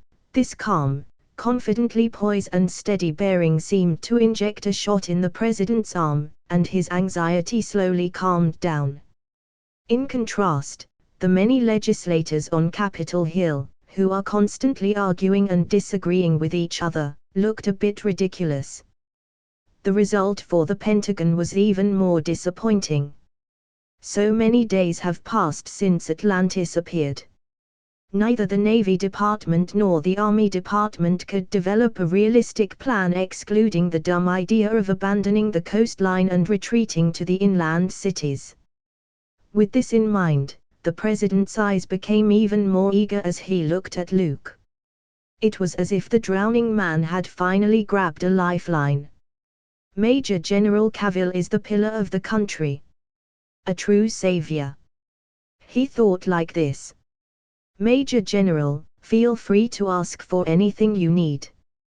The president was happy for a moment and got carried away. If he had been thinking straight, he would have remembered how the young general sitting in front of him had sent the budget committee into a frenzy and the Pentagon into a tailspin. Want benefits, offer conditions, apply for funds, in these things. Luke can be said to be highly proficient. It's my honor to make a modest contribution to this war. The young general, with a gentle smile, had no intention of taking credit for anything. Such an attitude brought tears to the president's eyes. He was so moved that he couldn't speak. But the president, whose hair was thinning, wasn't moved for long when Luke changed his tune and said, "Since you've said that, I'll have to accept this kindness and make a small request." A small one. A sense of foreboding arose in the president's mind. The next moment, Luke fished out a thick folder of probably hundreds of pages. This. The president's throat rolled twice. He silently prayed for Luke not to ask for money again. The budget committee has been emptied. He trembled and opened it, and the first thing that struck his eyes was the planning and specific regulations of the World Security Council. 3 days later. Harbor, Boston. The cargo ships that usually anchor here have all disappeared. In its place, a large triangular-shaped fortress has risen from the sea. Standing on the shore, you can see a group of tall and strong Atlantean guards. They wear fishbowl-like headgear on their heads for proper breathing. Everyone is wearing the exoskeleton-like power armor uniform, giving off a sense of strength when walking. Over the past few days, the Navy had made several attempts to chase them away, but all had failed. There was a gap in firepower between the two sides, coupled with the fact that Atlantis is very familiar with the sea and can take full advantage of it. The Navy Department's various tactics were hardly as effective as they could have been. Generally speaking, Atlantis and the country with the same name from the studio next door were similar in science and technology. After the end of World War II, it was well ahead of its time in the current world. Unless the Bald Eagle could get the Allies together to fight another war against Atlantis and defend the citizens of the land world. Otherwise, the best thing to do is abandon the coastal cities and shrink the defensive front inward. So, it isn't unreasonable to say that many surrenderists, negotiators, and peacemakers in the White House and the Pentagon. There is indeed a big gap between the land world and the marine civilization. Tell the Navy Department's Nimitz to bring in the carrier fleet, the Atlanteans are getting ready to land. Luke dropped to the ground, withdrew his eyes, and spoke to the liaison officer. Through his supervision and super hearing, he can easily learn what is being discussed in the fortress. The next step is the invasion group. Luke looked to the fully armed Rogers and said quietly, "You're going to lead the Army Department's mechanized forces, along with the National Guard as support, to stop the Atlanteans from landing." Most of the citizens of Boston were evacuated and relocated ahead of time. Only the U.S. troops were left waiting to fight in this city, and the Atlanteans were about to land. "I'll make sure it's done." Captain America tightened the vibranium shield in his hand and nodded vigorously. This was his first time in a command role, and he was a little nervous inside. "Steve, all you have to do is buy time for Howard to succeed in the final step," Luke advised. He didn't doubt Captain America's strength. The battleship-class soldier, who had gone through 24 times of Woden's blood transformations, was able to fight against the Atlantis army without any problems. Excluding the mutants of the Hellfire Club and Namor himself, these blue-skinned undersea people could hardly go against him. Weekly mass release. Every 250 votes today equals one extra chapter tomorrow. Vote. Comment. 24 comments. Vote. Chapter 161, Chapter 157 Mirror Dimension, Body Double. The black sedan pulled slowly into the center of Greenwich Village and stopped in front of a 3-story building. "Here we are." The young driver, dressed in a straight military uniform, respectfully pulled open the car door. Luke, who was leaning in the back seat, nodded and stepped out of the car. His eyes fell on the door sign, then, he tilted his head to look at the round window at the top. "This is it." Luke smiled at the corners of his mouth as he made sure he didn't find the wrong place. The house in front of him is the New York Sanctum. This is one of the 3 time and space points that have been created around the world. Many masters on the North American continent are unaware of the existence of the Sanctum. "Will you stop avoiding me this time?" Luke's eyes flashed as he thought to himself. A month after his arrival in this world, he tried to find the New York Sanctum. At that time, the plugin wasn't activated yet, and when he learned that he was in a Marvel set, he was filled with a sense of insecurity. As a traveler, in a sense, a space-time stowaway, Luke took the risk of approaching a secret sanctum in New York's Greenwich Village. Thinking that he might be gifted, Sorcerer Supreme might take him in and accept him as a disciple. From then on, the life path of becoming a legendary master begins. Unfortunately, Luke went to Bleecker Street in Greenwich Village for more than a month without finding the house with the number 1770. Obviously, the Sorcerer Supreme didn't take a fancy to him. This cruel fact also depressed Luke for quite a while. New York Sanctum is a magical building, and its location wouldn't change. But whether he could find it or not depended on fate. For example, the future of Doctor Strange. After just a quick trip to Kathmandu, he was brought to the peak of his life by Mordo, a disciple of the Sorcerer Supreme, who brought him to Karmataj. Luke insisted on going to Bleecker Street every day to sign in like clockwork, but he got nothing. His abnormal behavior even made Rogers and Bucky suspicious. His best friends thought he had ended his life as a single dog behind their backs and fell into the warm and charming embrace of a young girl. The Ancient One has been waiting inside. The moment Luke got out of the car, the closed doors of the New York Sanctum suddenly opened. Space appeared like a folded and interlaced mirror, presenting a mysterious and complex scene of wonder. A dark-skinned, vintage-robed master came out with a placid smile. "Major General Sir, please come in." He was quite friendly and invited with a slight bow. Luke gently nodded his head without the slightest hesitation and stepped directly into the door. After the last long talk with the Sorcerer Supreme, the two reached a preliminary consensus on cooperation. The only thing lacking was probably Kang the Conqueror, who hadn't emerged yet. "Major General Sir, I hope you don't mind."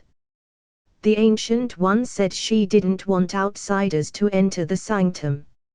Luke stood at the door and looked along the Black Master's line of sight. The young driver who wanted to keep up with him seemed to be caught in a cycle of time. He kept repeating the actions of closing the door and stepping on the steps. It was as if someone had intercepted a period and plunged him into it. "I understand." Luke glanced away. The Sorcerer Supreme was a true master at playing with time. The scene presented to the young driver was much more complicated than a temporal suspension. The facts that have occurred are intercepted and extracted from the stream of time.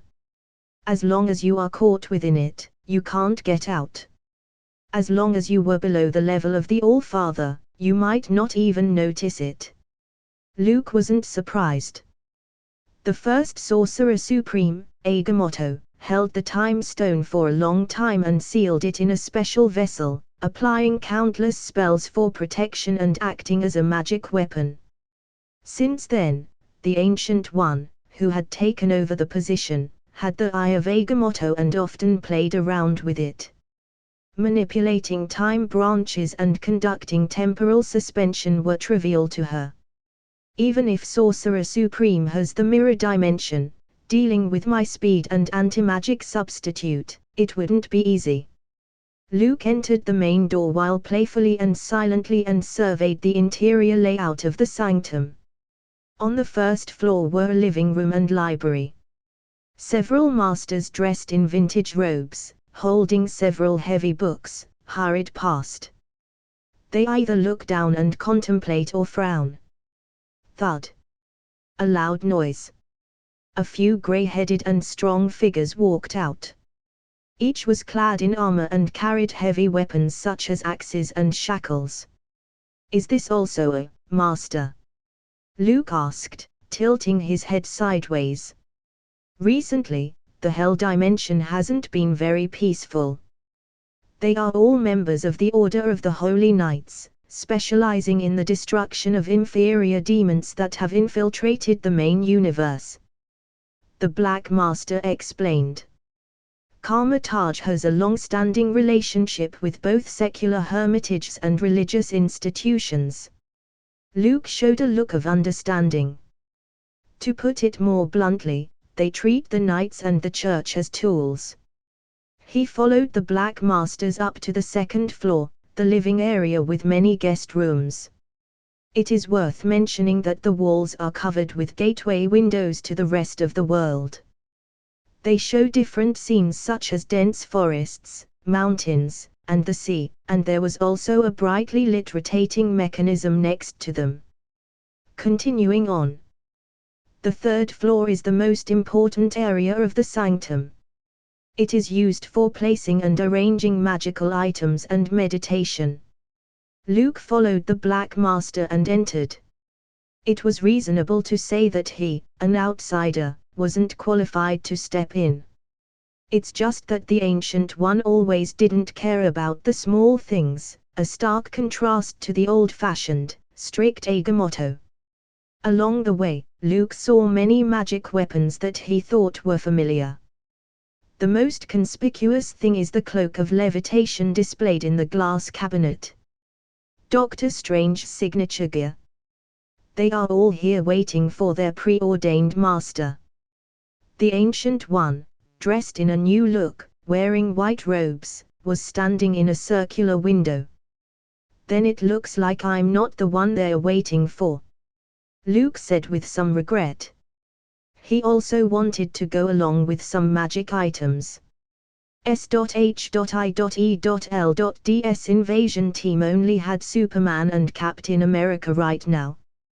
Perhaps Howard can be made into a master of the mystic arts and upgrade his path to imitate the unborn Doctor Doom, who was directly involved in the practice of science and magic. Master of the mystic arts. Output and meat shield. Helpful for attracting hateful attention.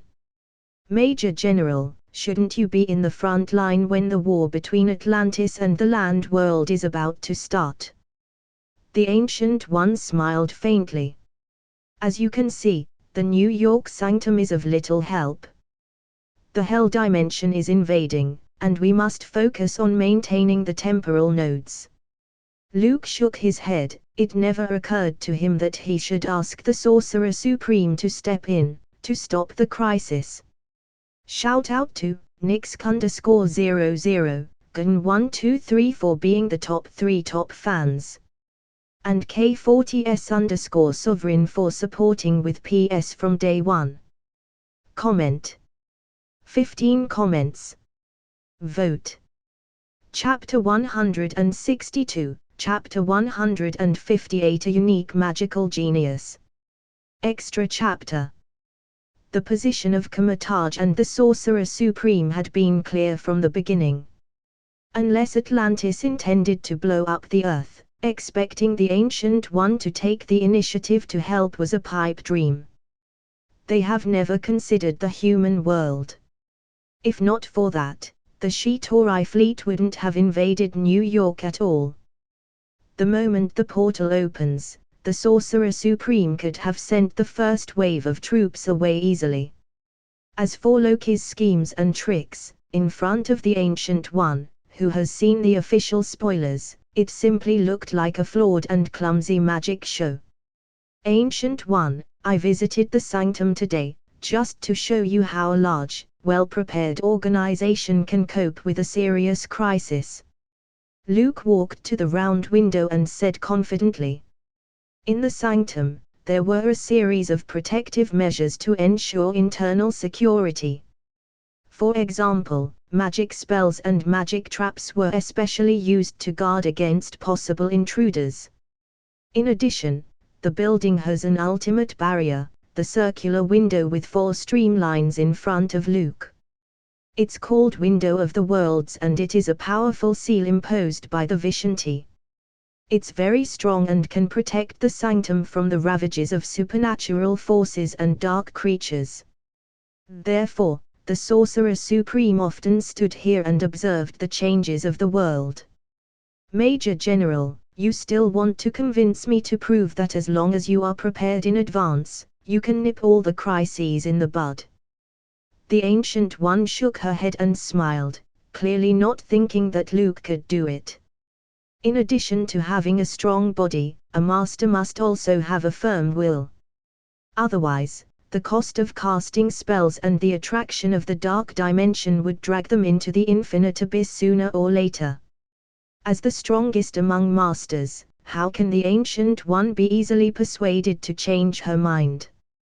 I have held the Eye of Agamotto for so many years, and I have witnessed the changes of the world, traveled in the long river of time and space, and experienced countless terrible wars.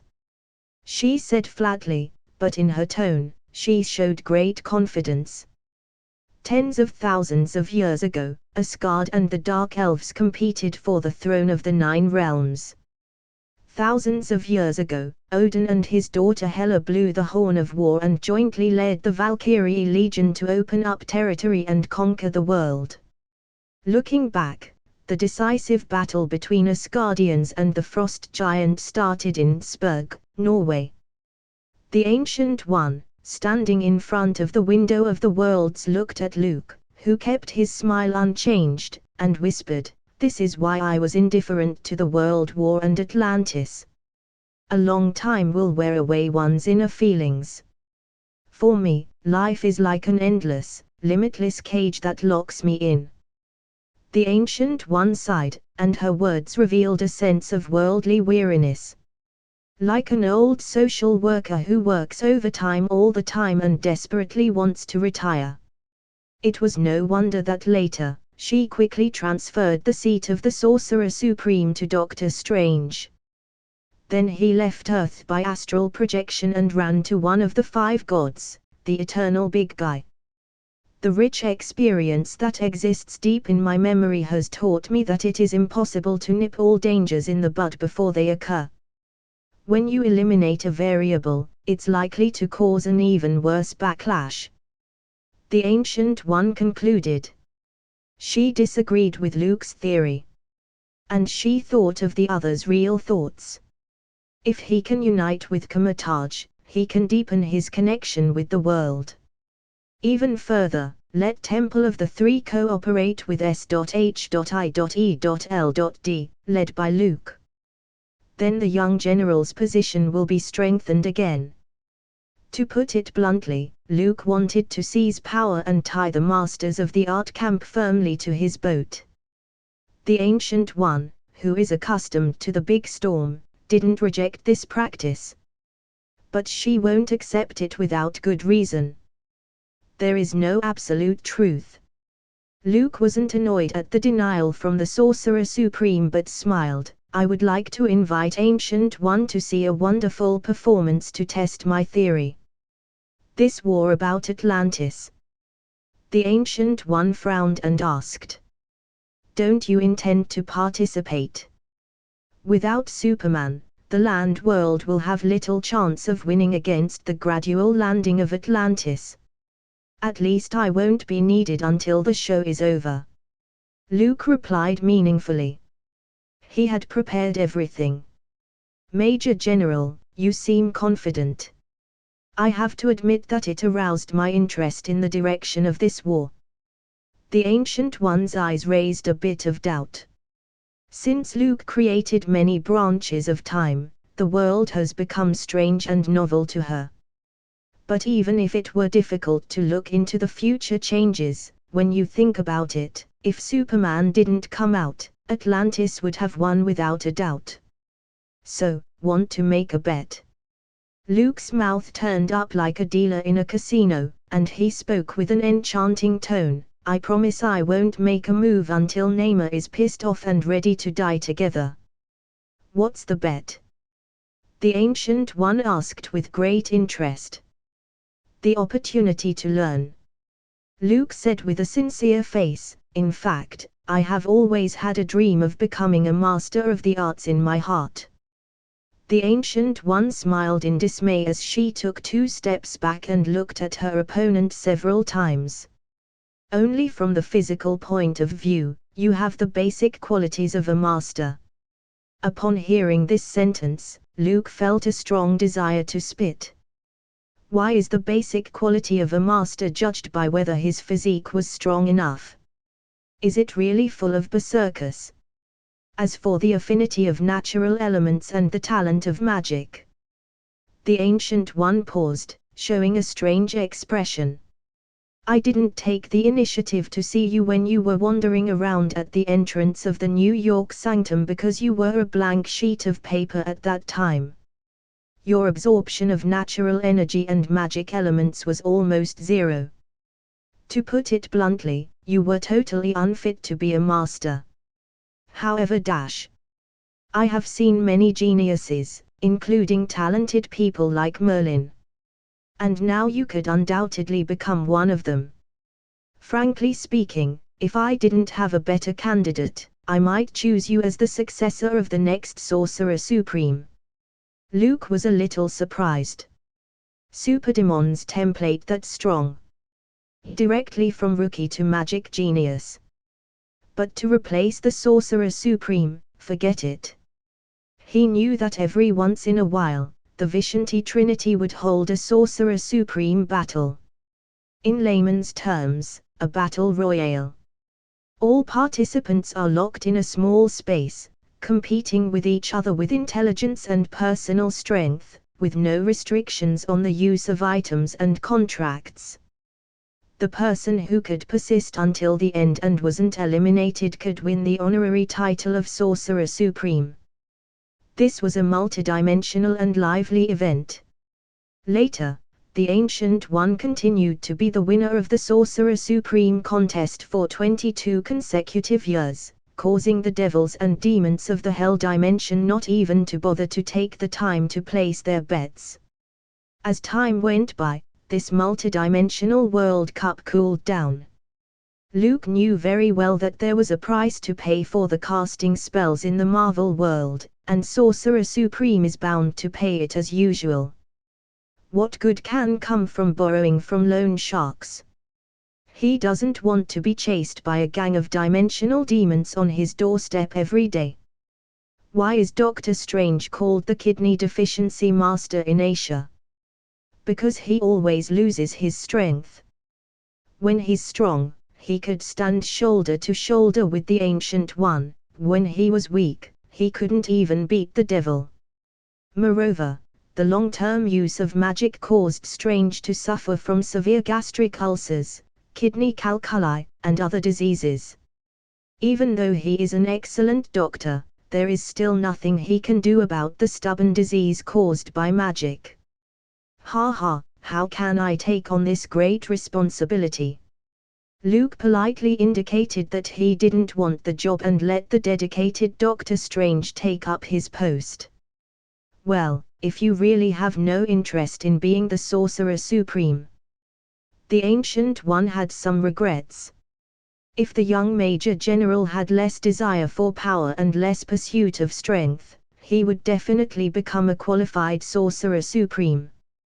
Alas, it seems that her retirement should be postponed. If you want to enter Comatage to learn, no problem. The magic door is always open, and no one would be turned away. The Ancient One nodded her head and said so. Now, Major General, what kind of a show are you going to let me enjoy? Get access to 40+ privilege chapters only on Patreon. Visit patreon.com/bingetranslations. Comment. 24 comments. Vote. Chapter 163, Chapter 159 A Super Soldier Passing By. Ancient One, let's focus on Boston first. Luke made an enigmatic and mysterious face, like a magician who sets the show's mood before going on stage. Instead of directly performing a magic trick, the audience's curiosity was aroused through words. Only when their attention was fully attracted would he use a quick hand technique to accomplish his purpose, thus achieving visual deception. Major General Cavill, you're really an interesting person. The Ancient One mouth hooked up into a smile. Even a cunning and ever-changing devil like Mephisto could have a hard time deceiving her eyes. In that case, I'll wait and see. Without any special movements from the Sorcerer Supreme, the round window with 4 streamlines glowed brightly within a few moments. The window of the world's seal of the Vishanti, is extracting the enormous energy of the dimensional space with impunity, spinning like a whirlpool. After a few seconds, a realistic and clear picture is projected from it. Boom! In the scene, a Sherman medium tank was hit by Atlantis' high-pressure water cannon and was instantly destroyed. The blazing fire and deafening explosion made people feel like they had returned to World War II. The landing party from Atlantis has broken through the port and is approaching the streets of the city. Is this the show you wanted to see, Major General? The Ancient One frowned slightly and stared at the image of the battlefield projected from the window of the worlds.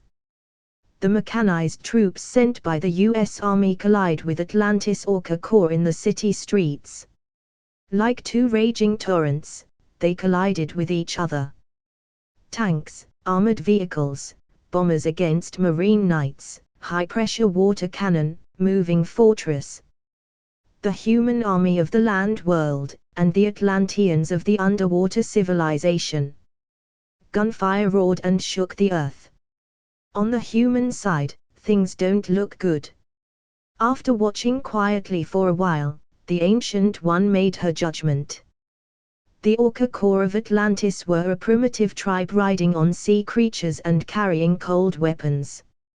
Behind them, small movable fortresses are lined up, with powerful high-pressure water cannons firing intensely, like a rain of lasers, intertwining into a great net of death. In the face of such a fierce attack, the tanks rumbling along the streets were constantly losing troops, and the defensive line was gradually moving back.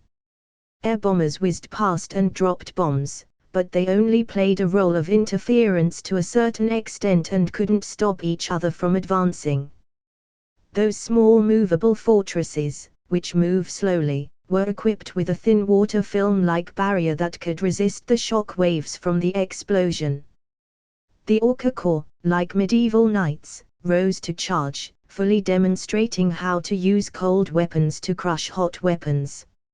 Large marine creatures trample on the hard ground, directly knocking down troops that were scattered in combat. The Atlantean sitting on top, holding a long, sharp lance, stabbed straight through the chest of a soldier, ignoring his body's bulletproof vest made of aluminum alloy and high-density nylon. When hitting the other side's metal armor, the bullets from the Thompson's submachine gun only spattered a few stars but couldn't even break the defense. Less than 10 minutes after landing, Atlantis showed overwhelming absolute superiority. Unless the US military could drive out the initial fleet that had landed, they could only leave this leak unplugged and drown them later. Otherwise, it's basically impossible to resist these blue-skinned undersea people. I don't think so. Master Ancient One might as well be more patient. Luke's smile remained unchanged, and his eyes were fixed on the tiny figure stepping into the battlefield. Captain America has just entered the game. Captain, where's Superman? When Rogers appeared, a senior officer sitting in an armored vehicle and giving orders with a field communicator asked loudly. To them, Superman is an invincible legendary hero. It was said that even the King of Atlantis suffered a disastrous defeat. The battle in the Atlantic waters and the photos of him pushing carriers had long been circulated. As long as Superman arrived, these blue-skinned underwater people would definitely be beaten and flee. Not only Boston, New York, and Philadelphia are also facing an uphill battle. Rogers held his metal shield and whispered, "Luke won't show up. He has more important things to do. That's why I will take over the battlefield." Captain America paid no attention to the skeptical looks from the officer. He promised Luke that he would hold off Atlantis' landing party and buy enough time for Howard. "We don't have much time to chat now. Colonel, gather all the troops. I'll open a path for you." Rogers glanced at his opponent's shoulder patch and spoke commandingly. "Follow me." We can win. Captain America's determined eyes and stoic attitude seemed to have infected the colonel as well. He gave a military salute, then rushed into the armored car, gripped his communicator, and shouted, "Concentrate your forces around the second block at the harbor. We're going to launch a counterattack." Led by Captain America. Rogers nodded in satisfaction, sank his legs slightly, and leaped up with force, like a long-stored cannonball, smashing into the middle of the battlefield. After following Luke for so long, the only thing he learned was to act as a banner in times of war. As long as he didn't fall, retreat or surrender, the soldiers would come forward one after another. That's Captain America. I bought his comics. I know. He's Superman's war buddy. Fuck these underwater people. Seeing Rogers enter the center of the battlefield in such a high-profile manner, the morale of the American side was boosted. Land dwellers. Let me send you off to see the god of the sea. An orca warrior riding on a sea creature launched a furious charge and pierced the air with the spear he held in his right hand. There was contempt in his eyes, and he was confident that he could smash the others' heads in. Dong. The lance, which is strong enough to pierce steel, hit the round shield that Rogers had raised. This orca core soldier was confused. He was obviously aiming toward the other party's head. Before he could react, the quick charge was interrupted. Even if the sea creature was large, it couldn't break through as if it encountered a brick wall. Unable to stop under the strong momentum, the four-legged sea creature stumbled and toppled over on its side. Boom! It slammed to the ground. Cracks bloomed. Dust went flying. I'm sorry, but let me send you to the god of the sea. Rogers learned his lesson from that day in Paris and put away some of his unnecessary kindness on the battlefield. With one hand, he carried the orca soldier, who was over 2 meters high, and threw him as if he was a discus. Snap! The metal armor blocking the bullets was dented, and a large amount of blue liquid was dripping out of it. I will protect this city. Rogers strode forward, his eyes glowing with light. Boom, boom, boom. The whole street seemed to be filled with gunpowder barrels. There were explosions. The steadily advancing small movable fortress was shot straight through its barrier. Like those abandoned tanks, they became a mass of steel wreckage. Seemingly sensing the pressure from Captain America, heavy rain of high-pressure water cannons came down on him. However, relying on the vibranium shield, no matter how fierce the firepower, they weren't deadly threats to Rogers. He knocked down an orca core soldier and grabbed a sharp pike that fell to the ground. Boom! The air was filled with a dull burst. Like lightning, the pike skewered the few warriors who came charging in like crayfish. Land dwelled, who are you? The stronger, darker-skinned leader asked in horror. They never knew that there were such strong people among the land dwellers who were weak and technologically backward. I'm just a super soldier passing by. Rogers threw his shield and knocked him down. In both eyes, a ball of lightning once again glowed. Get access to 40+ privilege chapters only on Patreon. Visit patreon.com/binge-translations. Weekly mass release 2. Every 400 votes today equals 1 extra chapter tomorrow. Current count, 1068. Comment. 29 comments. Vote. Chapter 164, Chapter 160. My stupid brother, don't trust women. Frankly speaking, Steve Rogers shouldn't be that strong. The Ancient One looked at the image projected by the window of the worlds and couldn't help showing a curious look. More specifically, he shouldn't even be in Boston and shouldn't be active at this point. You have changed Captain America's future, Major General. In countless timelines, Captain America, Steve Rogers, would be frozen and sleep for 70 years. This was a thing that was destined to happen and couldn't be changed. Luke pretended to be ignorant and asked, how should Rogers live his original life? Just having a good long sleep. But he didn't say the second part of the sentence out loud. Compared with the rest of the influence you bring, Major General, a single Captain America is nothing much. The Ancient One didn't bother to poke at the other's poor acting, speaking casually, and continued to look at the battlefield in Boston. The end was no longer uncertain. Like a human battleship, the transformed Captain American rammed through with the vibranium shield and carved out a passage. The high-pressure water cannon and the Orca core couldn't stop him. Captain America, who has been quietly following Superman's lead and whose light has been overshadowed, finally got a chance to do his part. The US military, which fell into a disadvantage, closed its ranks and launched a counterattack.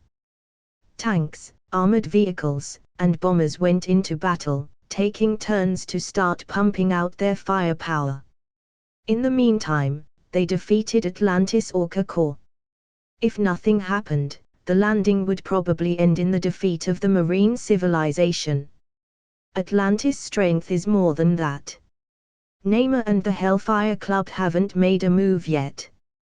The Ancient One looked away and seemed to remind him, there aren't many troops attacking Boston, only one Orca regiment.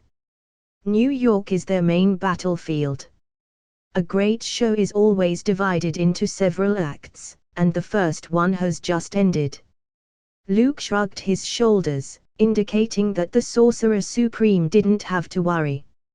Let's focus on Philadelphia and see how the situation is over there. The Ancient One nodded, anticipating the kind of answer her opponent would deliver. She had to say, this Major General always gave people unexpected extra surprises. The window of the worlds radiated light as the projected image gradually changed. Before long, the situation on another battlefield came into view.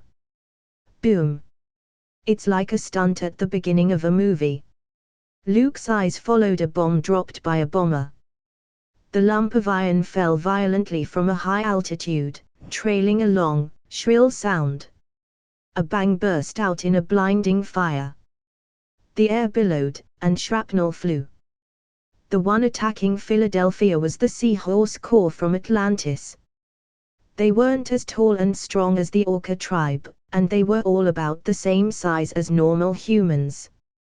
What's stranger was that these people had no feet, couldn't walk upright on land, and could only stay inside shuttle boats. The Seahorse tribe is one of the more devolved lineages in Atlantis. Due to years of living under the sea, they have reverted to the ancestral phenomenon, with their legs degenerating into dorsal and caudal fins, in exchange for a more flexible body and the gift of communicating with sea animals. As the strongest among masters, the Ancient One wasn't only powerful but also knowledgeable. Her knowledge of Atlantis' past is no less than Luke's. In terms of details, it may even win. If I'm not mistaken, you should be planning to put mutants into this battlefield. The Ancient One said softly after she pondered for a moment. However, they may not be able to deal with the Seahorse soldiers hiding in the flying boat. Unlike the Orca Corps, they don't rely on primitive cold weapons to fight. In the face of heavy firepower and fleet volley, what could the mutants do? Luke glanced at the Sorcerer Supreme, who had planted the red flag in advance, and smiled without saying anything. Jimmy. Let's play a killing game, shall we? Let's see who gets the most kills. Sabretooth, who got off the helicopter, said with great interest, I heard that Atlanteans bleed blue. I can't wait to see for myself. He retained the brutal nature of a fierce beast in his bones and was eager to fight and slaughter. Although, when Luke subdued him and reached an agreement, his temperament became much more docile. But as long as he set foot on the battlefield and participated in the battle, the ruthless and tyrannical emotions would still surge up and engulf his mind. Not interested. Wolverine indifferently rejected his older brother. With a thick cigar in his mouth, his eyes glanced back from time to time, glancing in the direction of Kayla, the silver fox. Sabretooth discovered this and was rather annoyed, muttering, "Women are just playthings to vent desires. Jimmy, don't get emotionally involved, it will make you weak. Only us brothers could trust each other. Only I would accompany you to the end of your life." Sabretooth, the grumpy older brother, actually had a brother complex in his heart and always wanted to be with his brother. However, Wolverine ignored these words. All he could think about was getting rid of the idea of being single. Silver Fox, who was in the same team, was very good. The person is gentle and always calms him, unlike any woman he had ever met before. That's right. Wolverine, with heavy eyebrows and a rough appearance, was actually a ladies' man. It can be said that he had slept with more girls than he could count. Fortunately, the hit rate was relatively low. Otherwise, the great dream of sowing seeds all over the world would be realized. Ladies and gentlemen, we've worked together so many times, so let's skip the superfluous nonsense. Stryker, who was wearing sunglasses, had been waiting in Philadelphia for a long time. He had been spending his time at the dam base at Lake Alkali. After Atlantis chose to go to war, he was transferred to the front lines by SHIELD. This time, the task isn't easy. You have to deal with not the dictatorial warlords in Africa nor the agents and spies of Hydra. They are a bunch of blue-skinned freaks living on the bottom of the sea. Stryker warned. He hoped the mutant team could realize the seriousness and not let their guard down. Sabretooth chuckled twice and said unabashedly, "Honestly, I'm looking forward to a seafood feast." After saying that, he even stuck out his tongue and licked his lips. "Victor, be careful, those Atlanteans might have bacteria," the big blob said. "Personally, I recommend deep frying at high temperatures and don't eat sashimi. It's safer." John, the dark-skinned ghost, laughed. The mutant team, after several missions, greatly deepened the tacit understanding between them. There was no strange feeling as before. Of course, Luke tamed the beast, Sabretooth. In the past, Victor never cared about team spirit or following orders. "Everyone, let's put the small talk behind us." Stryker tried to imitate Luke's tone in an attempt to gain more respect. He said faintly, "This is a war between humankind and Atlantis. You are on S.H.I.E.L.'s side, so don't be soft when you see the enemy. The Seahorse Corps is a huge fleet of ships on land. The shuttles they ride on are like tanks that could shoot high-pressure water cannons. And they are highly mobile. In the same conditions, the tank divisions of the War Department were no match at all." "That's tough, my claws can't tear open a tank," Sabretooth interjected. "Major General Cavill didn't intend to let you confront the Seahorse Corps. It was the Pentagon's orders." Stryker mercilessly stared at the others and spoke in an unpleasant tone. "These guys also have weaknesses. They can communicate with sea creatures, an innate ability, just like mutants. Based on the flexibility and cooperation of the fleet after the battle, we are sure that the Seahorse Corps has applied this ability on the battlefield. They can carry out numerous spiritual connections. That is to say, this corps has an overview of the overall situation, giving directions to the main brain. Kayla, your task is to control the leader of the Corps who is hiding in the fortress, while the rest of you are responsible for helping Kayla to finish the job. Stryker scanned everyone and emphasized, "This is an order from Major General Cavill." Binge. Get access to 40+ privilege chapters only on Patreon. Visit patreon.com/binge translations. Comment. 26 comments. Vote. Chapter 165, Chapter 162. The Continental Shelf Oscillator, Namer miserably robbed of his home, 400 meters below the Atlantic Ocean. The ubiquitous darkness and gloom surround the nuclear submarine named Nautilus. Should be here. Howard stayed in the command module, where he was uncomfortable in the confined space. He felt it was a little difficult to breathe, and he couldn't catch his breath. Had it not been for Luke's request and his strong impulse to operate the Nautilus himself, Howard would certainly not have participated in such a dangerous operation. He turned his head and covered his chest, and said, "Hey, kid, the next step is all up to you." A thin black boy nodded vigorously and assured, "I have been able to fully adapt to the high intensity of the water pressure while still having the ability to breathe like a fish." He is a mutant, nicknamed Darwin, with the rare gift of automatically mutating his powers to suit the external environment. As early as a few months ago, S.H.I.E.L.D. recruited the other party.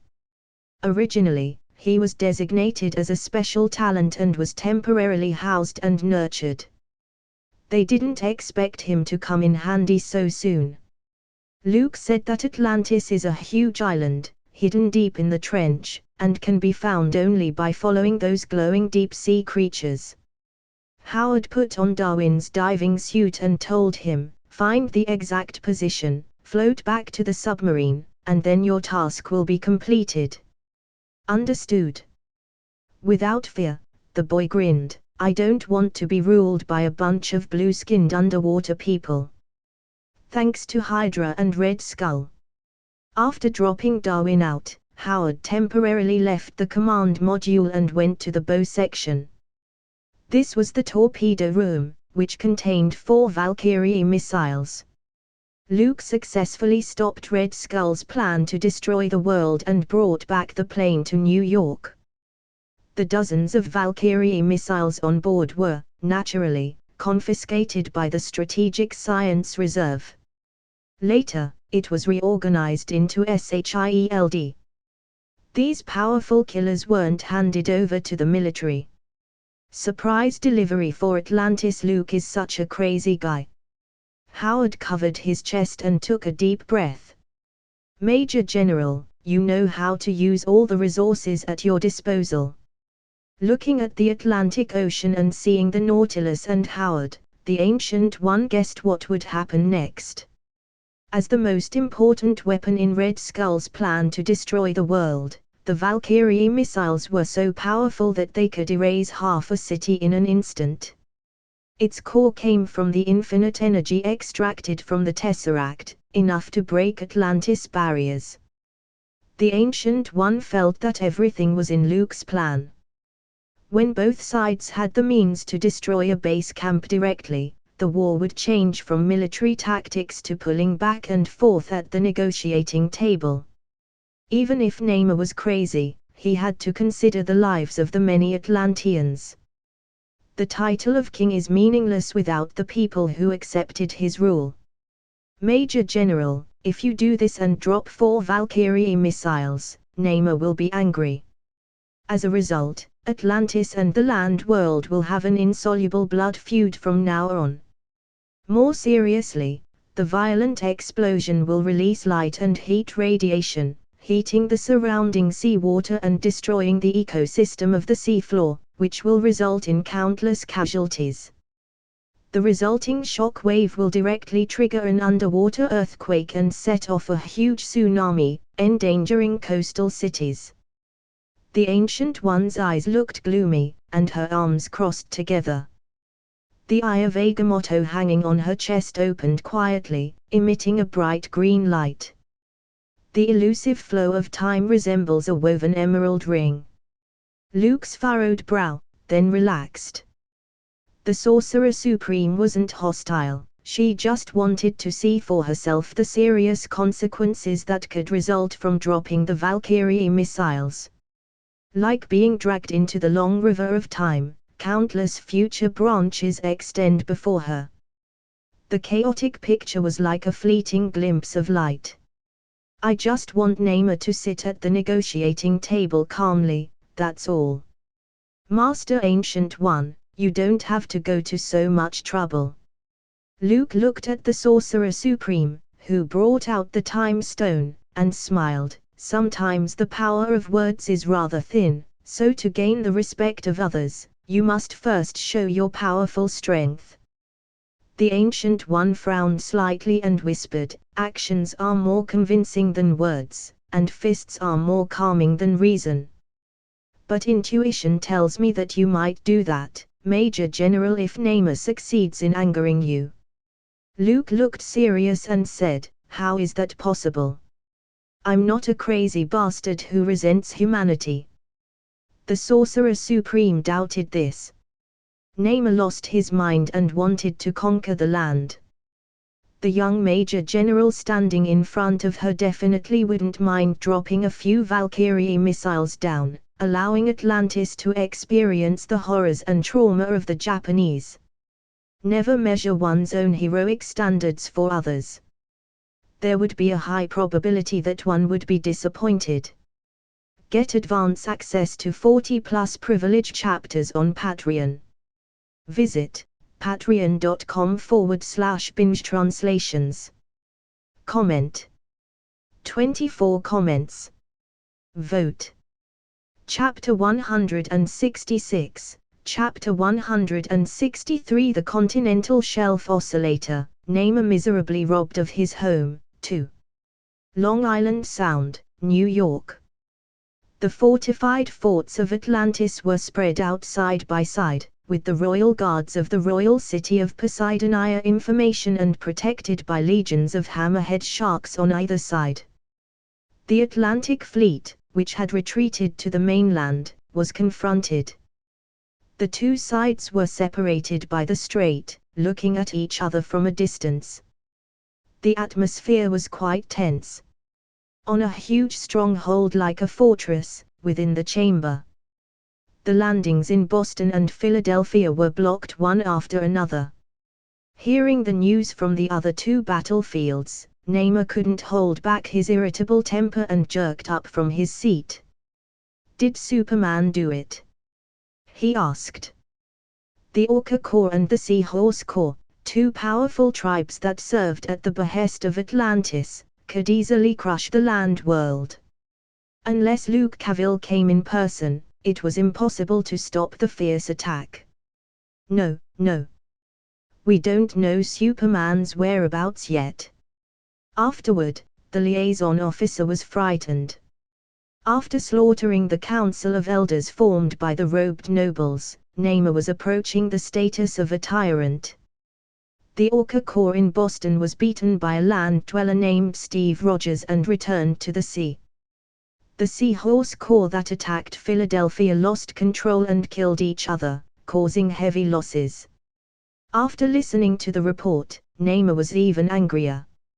Looking at Sebastian next to him, he asked aloud, Mr. Shaw, what do you think? In addition to the leaders of several tribes, there were some members of the Hellfire Club in the chamber. Compared with the same race, Naima trusted mutants more. This was the psychological suggestion implanted by the White Queen. After this period, all kinds of negative emotions had been magnified and nourished, they had taken root in his heart. The failure of the landing battles in Boston and Philadelphia means that the first step into the land world has suffered a major setback. Sebastian cleared his throat and whispered, worse yet, Superman hasn't made a move.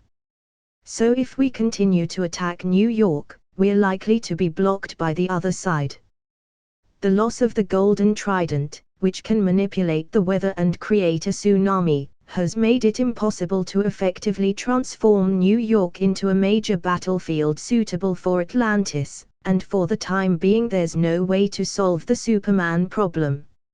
All these shifted the development of the conquest into a terrible direction. When Namor heard this, he looked solemn and missed his beloved golden trident even more. If the weapon was in hand, would he still be so passive? Is there no other way? The incompetent and furious Namor has preoccupied with his anger again, taking over his sensible thinking. He originally wanted to say that, as a man, he should face Superman in a serious fight. But considering the last fiasco, this sentence was suppressed. I have a bold idea. Sebastian's eyes flickered, pretending to hesitate. I heard Your Majesty mention that Atlantis kept an ultimate weapon left by an ancient god. At this point, we can activate it and effectively destroy the surface world. The ultimate weapon? You mean the continental shelf oscillator? Hiss. Namor sucked in a mouthful of seawater and was horrified by the terror that rose inside him. The continental shelf oscillator. It was the ultimate weapon that the kings of Atlantis regarded as taboo and could never be used easily. Once opened, the whole North American continent would sink and then cause a global tsunami, active volcano eruption, and other natural disasters. At that time, like the end of days, the world will be destroyed, everything will be reduced to nothing. In those days, the Lemurian civilization composed of deviants was destroyed by the gods who used the continental shelf oscillator to move the continental plates and sink them directly. Atlantis was the survivor of that great cataclysm, and since then, successive kings have imposed a strict ban on contact with land. This isn't necessary, is it? His throat rolled a few times. Namor, who calmed his mind, waved his hand quickly and decisively rejected the proposal. He's a Chunibiao, but still a little further from being a deranged lunatic. If the mass destruction device is activated, Atlantis itself will also be affected. That's a terrible idea, Mr. Shaw. Namor shook his head and thought that Sebastian Shaw's idea was a little crazy. I'm just making suggestions. But, after all, only by destroying what is already there could we start the reconstruction work. Sebastian's smile remained the same. However, when he learned that Atlantis had such a terrible weapon that could end the world, his heart couldn't help but stir. The continental shelf oscillator is more of a deterrent than the atomic bomb. The nations of the world must bend to their will as long as they own it. Your Majesty, the latest news. The liaison officer, who had exited the chamber, soon returned. The city of Poseidonia was attacked.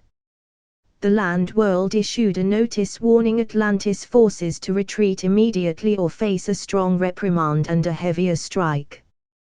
Get access to 40+ privilege chapters only on Patreon. And 2 daily chapters. Visit patreon.com/binge-translations. Comment. 28 comments. Vote.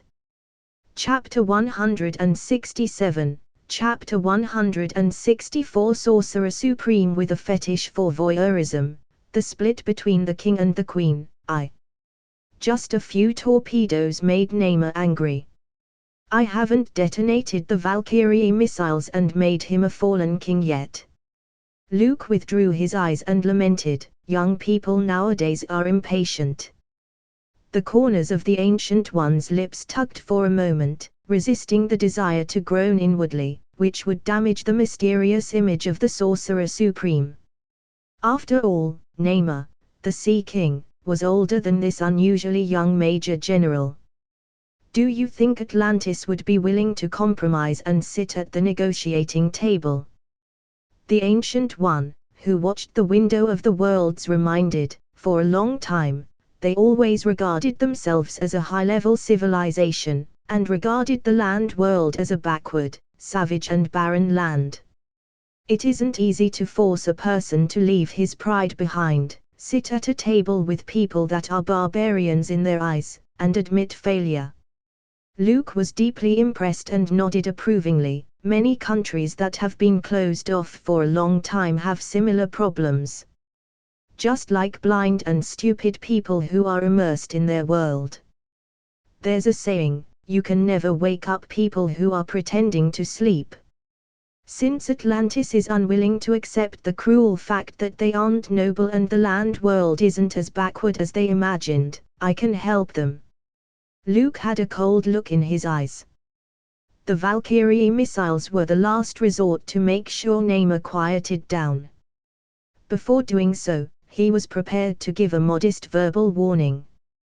For example, a few minutes ago, Howard symbolically fired several torpedoes. The target wasn't the city of Poseidonia but a hill above the trench. If we can level a whole mountain, we could bury the city of Atlantis.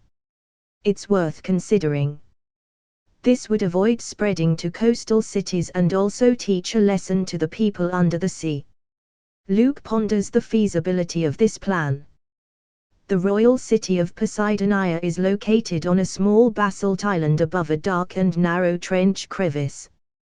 If fixed-point blasting were implemented, the mountain would collapse, and the city would be buried alive. Wonderful. The Major General nodded his head and began to plan to fly to the Atlantic Ocean and completely blow up Namor's castle and win the war. Then again, is the continental shelf oscillator mentioned by Sebastian Shaw that powerful? Through the window of the worlds he and the Sorcerer Supreme clearly heard the conversation between Namor and Shaw. The ultimate weapon mentioned by the latter caught Luke's attention. It was a planetary weapon left behind by the ancient gods, which caused a high-intensity resonance phenomenon by releasing energy fields, disintegrating the structure of the continental shelf and causing natural disasters.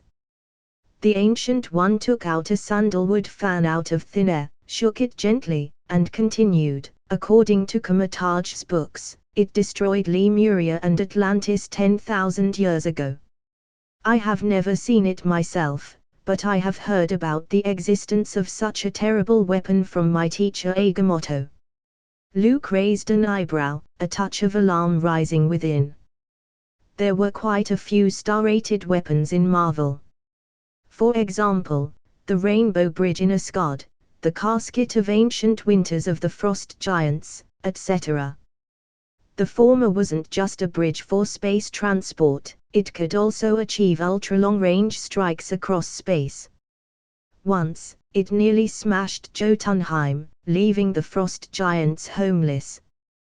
The latter's power shouldn't be underestimated. Thousands of years ago on Earth, the Frost Giant King used it to start the Ice Age when fighting the Asgardians. Therefore, Luke wasn't surprised that Atlantis had the continental shelf oscillator. He was just wondering how to borrow that thing, to take a good look at it. After all, the future duty of S.H.I.E.L.D. was to maintain world peace and ensure the safety of the Earth. This kind of doomsday weapon must be handed over to its official custody to secure it.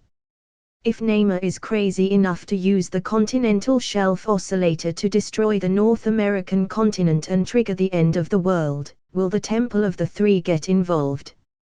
Luke's eyes flickered like a blind monk discovering a beauty. He looked at the calm and collected Sorcerer Supreme. The latter frowned and pondered.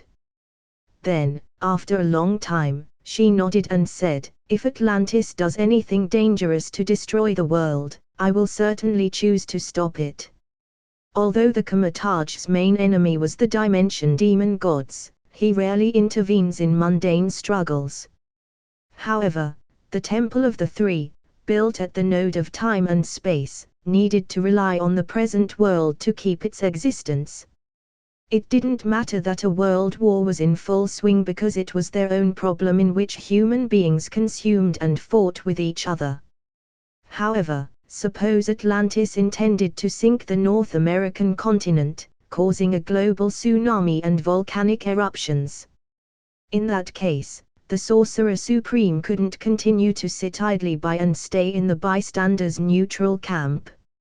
It was like two people quarreling and fighting in school, and it doesn't matter if they beat their heads. But it mustn't damage any public facilities, flowers, and plants. Otherwise, the Sorcerer Supreme was sure to catch you, bring you to Karmatage, and seriously educate you. My heart goes out to Namor, who probably still doesn't know what he's about to get himself into. Luke's eyes showed a hint of sympathy. In his opinion, Sebastian Shaw was full of joy and wanted to make a big splash. Together with Namor, who is irritable and idiotic. These two people were a perfect combination. One brainless, one cheerless. Originally, Atlantis and the Hellfire Club only had to face Superman. Now, they had dragged the Sorcerer Supreme into it and forced her into being an enemy. This was simply the model villain. By the way, Master Ancient One. I heard that the Temple of the Three has a window of the worlds, which is used to ensure that the Dark Dimension won't attack it. Luke seemed to think of something, turned to the Sorcerer Supreme with suspicious eyes, and asked, "You don't usually use it to look around, do you?" Binge. Weekly mass release. Mission, vote Power Stones. Every 250 votes, one extra chapter. Comment. 22 comments. Vote. Chapter 168, Chapter 165 Sorcerer Supreme with a fetish for voyeurism, the split between the king and the queen, 2. As a powerful instrument sealed by the Vishanti, Window of the Worlds can spy from a distance and detect abnormal changes worldwide. But in a way, it is also a voyeuristic tool. Namor and Sebastian Shaw were hiding inside the fortress, but they couldn't escape the invisible peeping eye of the Sorcerer Supreme. Moreover, they didn't even notice it. Hiss. Luke gasped, thinking deeply. Major General, I'm not interested in your private life. There is no way I can use my magic instruments to do such a frivolous thing as the Sorcerer Supreme. The Ancient One coughed twice and spoke seriously. She expressed that she is a decent person and does not have the nasty hobby of peeping on others idly. Moreover, the Sorcerer Supreme maintained the safety of the Earth and ensured that the outside intrusion didn't invade the main universe. Even if she broke some rules occasionally, it was normal. Master Ancient One, don't get excited. I'm just asking. Luke laughed a few times to lighten the mood. He silently thought that when he went to Karmatage to study magic, he must seriously learn anti-detection spells. Otherwise, it will leave a psychological shadow when he does some kind of multi-person exercises in the future. Fortress, Council Chamber. Hearing that the castle has been stolen, Namor looked shocked and prepared to return to the city. Your Majesty, if you return to the royal city at this time, Superman may be waiting for you halfway. Sebastian suppressed his inner delight and discouraged. He holds the golden trident, he can easily separate the water waves and kill us all. Namor, who was full of anxiety, calmed down and sat back in his chair. Your Majesty, the current situation isn't promising, from all aspects. The two landings failed, and the Orca Corps and the Seahorse Corps suffered heavy losses. Therefore, it will take a lot of time to regroup the army and make a comeback. In the chamber, a blue-skinned shark-headed captain stepped forward. He is the Hammerhead Shark Corps leader, and his tribe didn't live in the Imperial City. There was no sense of tension about the fall of the rear base camp. The shark-headed leader glanced coldly at Sebastian Shaw and said in a deep voice, "War is about efficiency and speed. Our previous battle plan was to launch separate landings from the coastal cities to take out the landers' defensive line from multiple targets in one fell swoop and then to assemble on a large scale in Washington, D.C. to build portable forts, for hydration and reassembly. But now the development has long gone beyond the original plan. The landing battle has failed, and the royal city has been raided. We are the ones at a disadvantage. At this point, I think it's important to acknowledge the cold reality that this war is coming to an end before it even breaks out on a large scale." Neymar was dissatisfied. His deep pride and arrogance made him unable to accept this ending. "Are you trying to convince me to negotiate, compromise and even surrender on behalf of Atlantis with those land dwellers? That's impossible." The young king still didn't see the situation. Perhaps too many negative emotions blinded his eyes and occupied the high ground of his wisdom. "We have a chance, Captain. Attacking New York and destroying the city as quickly as possible will prove Atlantis' strength and our determination to reject the threat." The shark-headed leader was speechless. The blue skin flushed green and black as if poisoned. It was difficult for him to explain clearly to Neymar in a simple and easy-to-understand language. Changing tactics wasn't good for Atlantis at all. "Occupying New York is useless, it's—" "Your Majesty." The shark-headed leader swallowed the word stupid when he thought of what had happened to the robed nobles. Atlanteans aren't adapted to the environment of the land, and they don't need to plunder the resources on the land. So, the war was a mistake from the beginning. We expended a lot of troops and got nothing. The false honor of expanding territory is meaningless to the people of Atlantis. The hammerhead shark's captain's long speech made Neymar freeze for a moment. The sober consciousness that had been disconnected for a long time suddenly came up, suppressing the anger inside.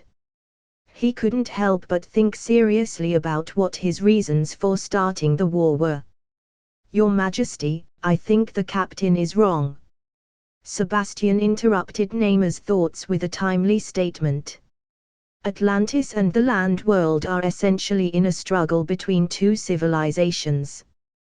The latter has developed at an astonishing rate, evolving from monkeys who learned to use tools to the nominal masters of the planet.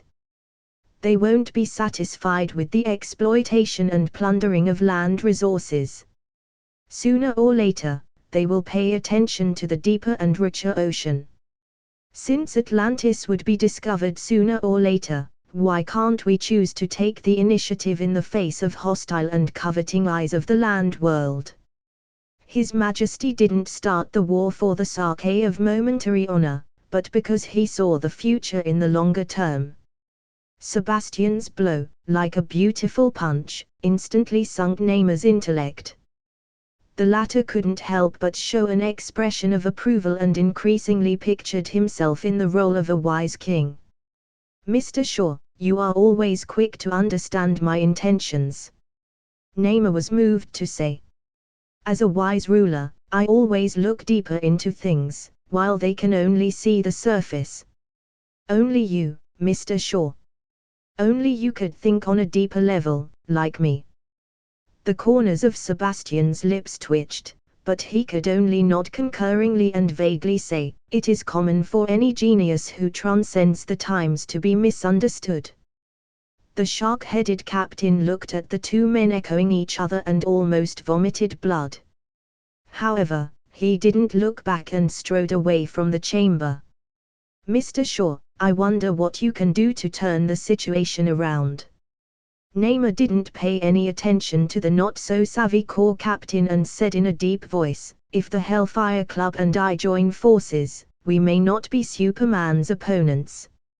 Sebastian waved his hand quickly and dissuaded him. "Your Majesty, don't be impulsive for the time being.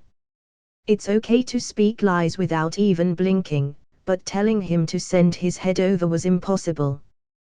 This Black King of the Hellfire Club once again turned on the fooling mode. I think there's a better way. The fact that the land world did not destroy the royal city of Poseidonia in the first place, but chose to give a verbal warning, proves that they don't want to be enemies with Atlantis. If we return to the negotiating table, then the ultimate weapon that could destroy the North American continent will come in handy. Namor was a little hesitant and whispered, "No king has ever really used the continental shelf oscillator. That's a forbidden thing that has long been sealed up. Your Majesty doesn't have to use it. Simply using it as a deterrent weapon of strategic importance is enough."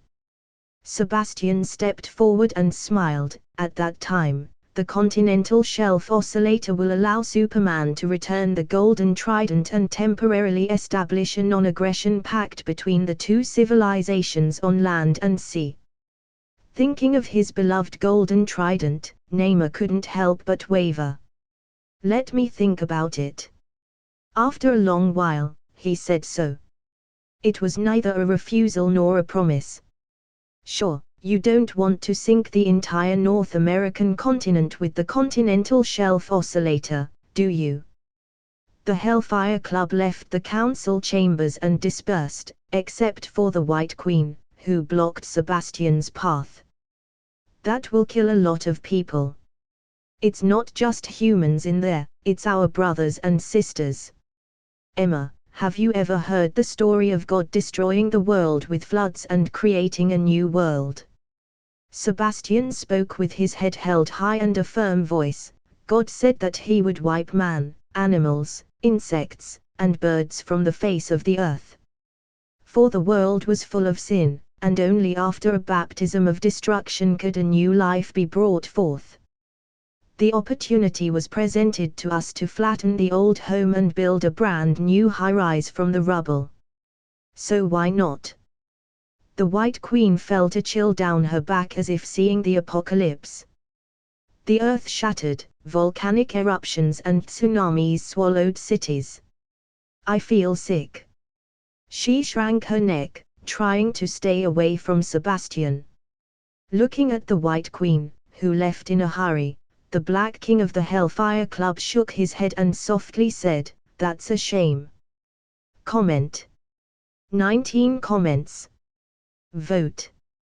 Chapter 169, Chapter 166 Moses divided the sea, God in the human world. Extra chapter. It's been a tough day. The president in the Oval Office was on pins and needles. The chief of staff advised him to hide in the underground air raid shelter to avoid the worst. After that, it was too late to escape. "Mr. President, we can't put all our hopes on Major General Cavill," he said. "What else can we do? Do we ask the British for help, or do we go to the Red Bear of Siberia? This isn't World War III, there are no allies. They'll just say perfunctory diplomatic rhetoric while quietly waiting for the United States to collapse and fall." The president took off his glasses and rubbed the bridge of his nose, where it was red. At this moment, he even kind of wanted to imitate the dead Farah, cursing "motherfucker." "I can only believe in Superman, making miracles happen again. At least Boston and Philadelphia haven't fallen yet, and millions of New Yorkers are waiting for news of victory." The president's voice sounded exhausted, and he seriously said, "At this time, if it's reported that the president left the White House and hid in an underground shelter, what would the people of New York think? The people may not notice a fleeing soldier, but they will surely spit on a fleeing leader." The chief of staff had nothing to say and kept silent. Since the 2 atomic bombs were dropped and detonated, the Japanese trauma was serious, but the Soviet Union was actively engaged in the nuclear industry. The bald eagle's side wasn't subtle either. as the military had long established a secret unit of helicopter pilots and ground crews at Olmsted Air Force Base in Pennsylvania. They were on standby for the important task, rescuing the president and members of the cabinet in the event of a nuclear attack on their soil. As long as the White House sent an emergency rescue signal, this unit would arrive immediately to escort the president to the underground shelter in Mount Visera. God willing. The president looked out of the window. The green lawn was empty. The air defense alarm had already sounded, reminding ordinary people in Washington, D.C., not to go out. All this seemed to bring people back to World War II. Maybe it's worse than a world war. The president smiled bitterly. At least World War II didn't spread the homeland in America, it was all fighting on somebody else's turf. But now, Atlantis' army might soon appear in Washington, D.C. The time passed slowly, minute by minute, and the sound of the minute hand and second hand moving in the room was particularly clear. The chief of staff sat back on the sofa with a solemn and stirring expression, as if he was going to die for him soon. Ring. Ring. The phone on the big desk suddenly made a sharp noise. The president's arm, which was propped up on the table, visibly trembled. He took a deep breath and picked up the vibrating receiver. The chief of staff carefully observed the president's expression, expecting to see a glimmer of victory on the tired, wrinkled face. The voice on the other end of the line spoke so fast and furiously that he couldn't hear the exact words. Admiral Nimitz. The president, with a steady face, emphasized, "Please convey my sincere thanks to Major General Cavill, who once again ended a war. He is a national hero." It was a rather short sentence, but it contained a great deal of emotion. After putting down the receiver, the president supported himself on the table with both hands. His chest heaving, panting heavily. After waiting for several minutes, the president calmed his excitement, raised his head, and spoke vigorously, "Hold a press conference and tell the people waiting for the news that we won." The chief of staff paused, made sure he didn't hear wrong, waved his arms vigorously, and let out a loud, uncharacteristic cheer. "I'll get right on it. Mr. President, which direction should I take in this speech? Should it emphasize the country's leadership decisions, the effective coordination of the military, or should it highlight Major General Cavill?" After sorting out the emotions for a few minutes, the chief of staff hesitated and asked. "If they highlighted the achievements of Major General Cavill, he must be rewarded. How long has it been since the end of World War II? He was already promoted to general. Such a speed of advancement is a bit unbelievable. Of course, tell the people truthfully that Superman once again stopped the war and brought peace to all." The president thought for a moment and answered. Since he started office, he made the right decision to have a good relationship with the general. As for how to prevent Superman from having too much power, let's leave it to the next person in authority. By the way, remember to contact Major General Cavill.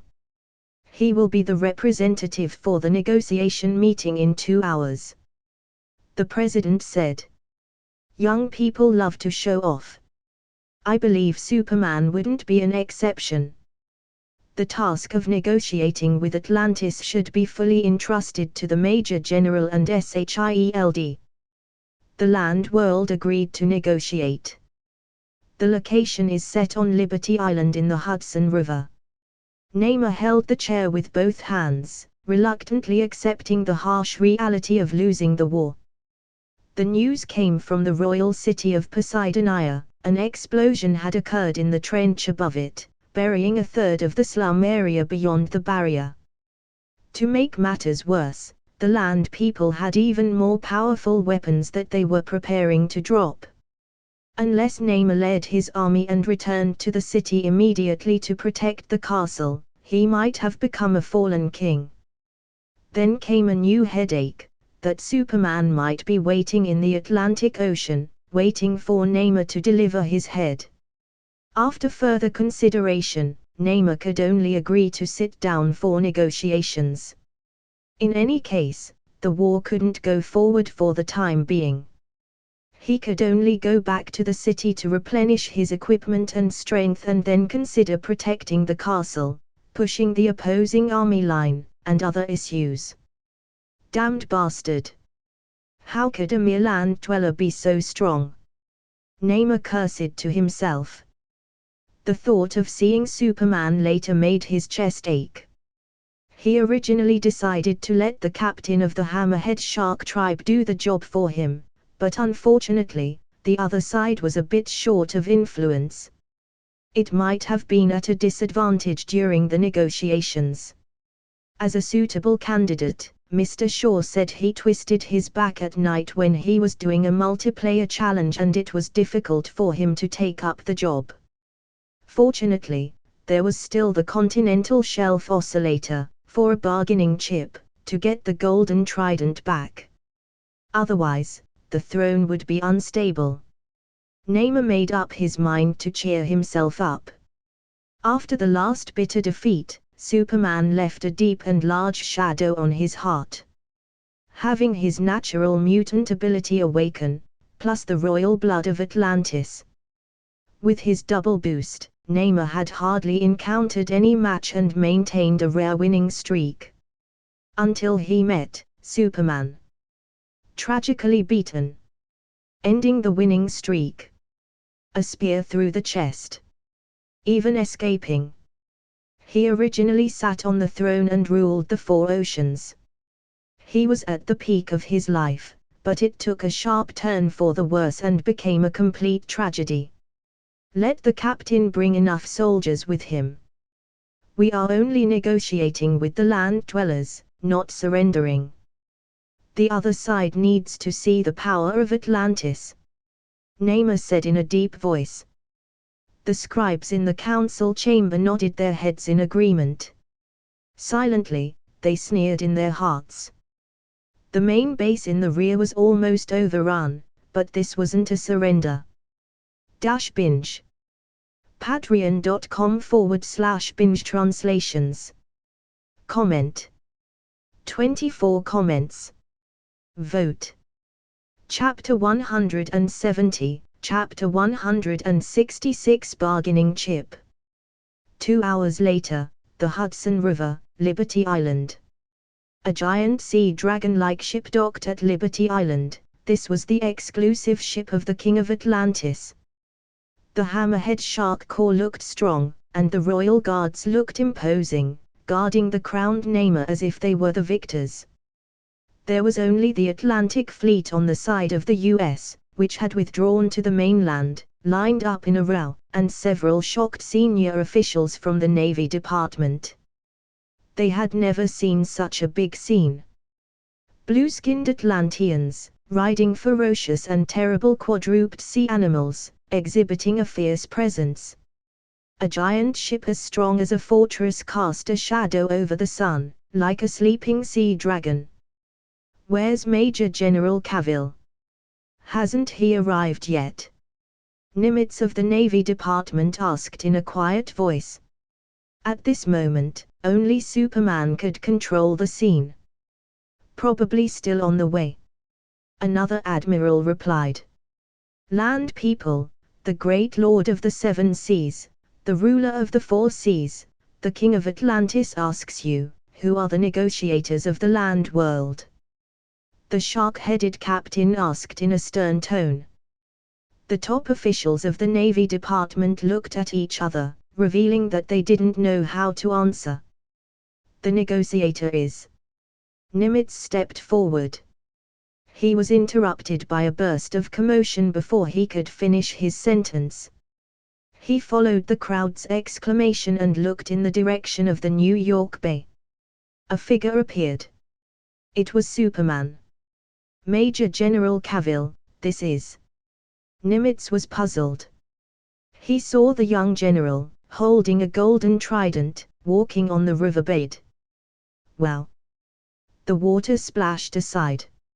Like an invisible force, the rushing Hudson River was forcibly separated. A straight passage suddenly appeared. The bright sunlight cast down like a layer of golden glory draped on Luke's body. Together with this scene, it was a perfect reproduction of a biblical classic, making him seem like a god descending to earth. Every time I see Major General Cavill, I get an unusual feeling. He always creates the unexpected surprise for everyone now and then. Admiral Nimitz shook his head and smiled. If he was a religious person and saw this scene, he might have started chanting the Bible and crossing his chest. If the miracle of the parting of the sea by Moses reappears, it would soon be published in the newspapers and will trigger a huge reaction. It could be predicted that Luke's long list of dazzling titles will probably contain more legends like God on Earth and Son of God. Superman, the title lives up to its name. Super Soldier is far from enough to describe Major General Cavill's strength. The admiral next to him lamented. I heard that another super soldier, Colonel Steve Rogers, also performed brilliantly in Boston. So, gentlemen, I think it's time to put a research program on human enhancement in the agenda. It's not our job to worry about it, SHIELD is in charge of this area. An older admiral said sourly. The military was quite critical of S.H.I.E.L.'s independence from the Pentagon. Uncontrolled power could easily lead to the birth of dictators. Anyway, we are witnessing a rising young star shine. No one knows how far Major General Cavill will go. Someone in the staff group said with admiration and envy. How can we continue to call him Major General? I think we will have to change the title soon. General Cavill set a record for the fastest promotion in the history of the United States. Admiral Nimitz laughed. The White House must be preparing for the ceremony. This was a good opportunity to cement a good relationship. When the war ended, he remembered that most people in the military thought that Luke, who was still a brigadier general at that time, should be excluded from the center of power. At least sit quietly on the bench for a few minutes so as not to advance too quickly. The influence within the faction was so strong that it threatened the initial interest of the group. But no one thought that the young Major General wouldn't take refuge under any faction. Neither did he make his attitude clear to the Navy Department, nor did he make any affectionate gestures toward the Army Department. He volunteered to be in charge of S.H.I.E.L.D, which was unpopular and made Edgar Hoover, who was very powerful, humiliated. And then, he was free from the constraints of the Pentagon to form a faction of his own. What an amazing speed! Nimitz lamented, turned to invite his colleagues, and said in a deep voice, "Let's go over to greet Major General Cavill together." Although the relationship between the Navy Department and the War Department wasn't good, there were many problems. But the people on Liberty Island had to admit that they did feel a sense of security when they saw Luke appear. In particular, they found that the Atlantis people, who were in a dour mood and maintained their victorious posture just a moment ago, now had a depressed and angry look on their faces. The top officials of the Navy Department suddenly felt better, with smiles on their faces. On the other hand, on the side of Atlantis, Luke held the golden trident and separated the Hudson River. Their high spirits were stifled, no longer maintaining their original haughty appearance. Damn! That's my golden trident. Nemo's chest was heaving with anger as if he had been robbed of his wife. Neptune's trident should have been his exclusive weapon. Now, it was held by a land dweller. I wouldn't have come to the negotiations if I'd known. Namor gritted his teeth and regretted it. He covered his chest. His injury had already healed, but he felt a dull pain. Your Majesty, this is a great humiliation for us by the land people. In tens of thousands of years, there has never been an example of a non-royal bloodline holding the trident. The captain of the hammerhead shark corps was wide-eyed, and the veins on his swelled. The vast army of Atlantis looked at the tall figure riding the waves like a god from heaven. They had never heard of Exodus, nor did they know that in 1250 BC, there was a prophet named Moses who once separated the Red Sea and was regarded as a miracle. The reason for the unanimous gaze was because Luke was holding the golden Neptune's trident in his right hand. That was the symbol of Atlantis kingship. Namor glanced at the captain of the hammerhead sharks. Maybe the other party said this out of inner anger. But it sounded as if he was accusing him of losing the king of Atlantis' inherited sacred weapon. He spoke without emotion. Brave captain, do you want to start a duel with Superman and get the trident back for me in a fair and just traditional way? The hammerhead shark captain fell silent. Superman's strength is obvious to all. Even Namor was no match. It would only bring disgrace to oneself to challenge rashly. Although the Atlanteans still despised the land world, they did recognize the strong. Your Majesty, this is what the king should do. The corps captain said in a gruff voice. HMPH. I will. The young king began to consider Sebastian Shaw's suggestion and prepared to use the continental shelf oscillator as a bargaining chip to strive for more favorable negotiation conditions. Binge. Get access to 40+ advanced chapters on Patreon. Visit patreon.com/binge translations. Comment. 27 comments. Vote. Chapter 171, Chapter 167. I have a statement, and please listen carefully. 20 minutes later, the conference room on Liberty Island. Negotiations on a truce were in full swing. The Atlanteans were represented by Namor and his scribe and the captain of the Hammerhead Shark tribe. The team sent by the U.S. government was a team of admirals and staff from the Navy Department. As for Luke, he didn't speak at all. Just before the negotiation meeting started, he talked with Nimitz in private. Presumably, this meant that you are free to ask for what you want, and you are free to say what you want. No need to care about Atlantis's bottom line and tolerance. Take what you want, and better yet, squeeze your opponent dry to the last drop. Luke himself didn't care how much benefit he could get because no matter how much he got, it wouldn't belong to SHIELD. He would prefer to lengthen the negotiation time until S.H.I.E.L.D. had enough strength to take over all this. I remember Atlantis still has many good things. Luke's fingers tapped on the desktop, his thoughts fluctuated. Although he didn't say a word, he was always the focus of the conference room. Every time Atlantis argued and rejected the Navy Department's request, their representatives would subconsciously look toward where he was sitting. It looked as if Superman, who was worried about the land world, was dissatisfied. He would overturn the negotiating table, roll up his sleeves, and show his fist. Among all the people here, except Namor, no one could withstand a serious punch from him. Ladies and gentlemen, don't care about my opinion. Luke shrugged his shoulders and kept a kind smile. Friends who are familiar with me know that I am a pacifist and like to convince people by reasoning. The reopening of a war between Atlantis and the United States is an outcome that no one wants to see. I sincerely hope that all problems will be solved at the negotiation table instead of brutal slaughter. The Major General said pretty words and waved his hand with a sincere face. indicating, "You continue to talk, don't mind me."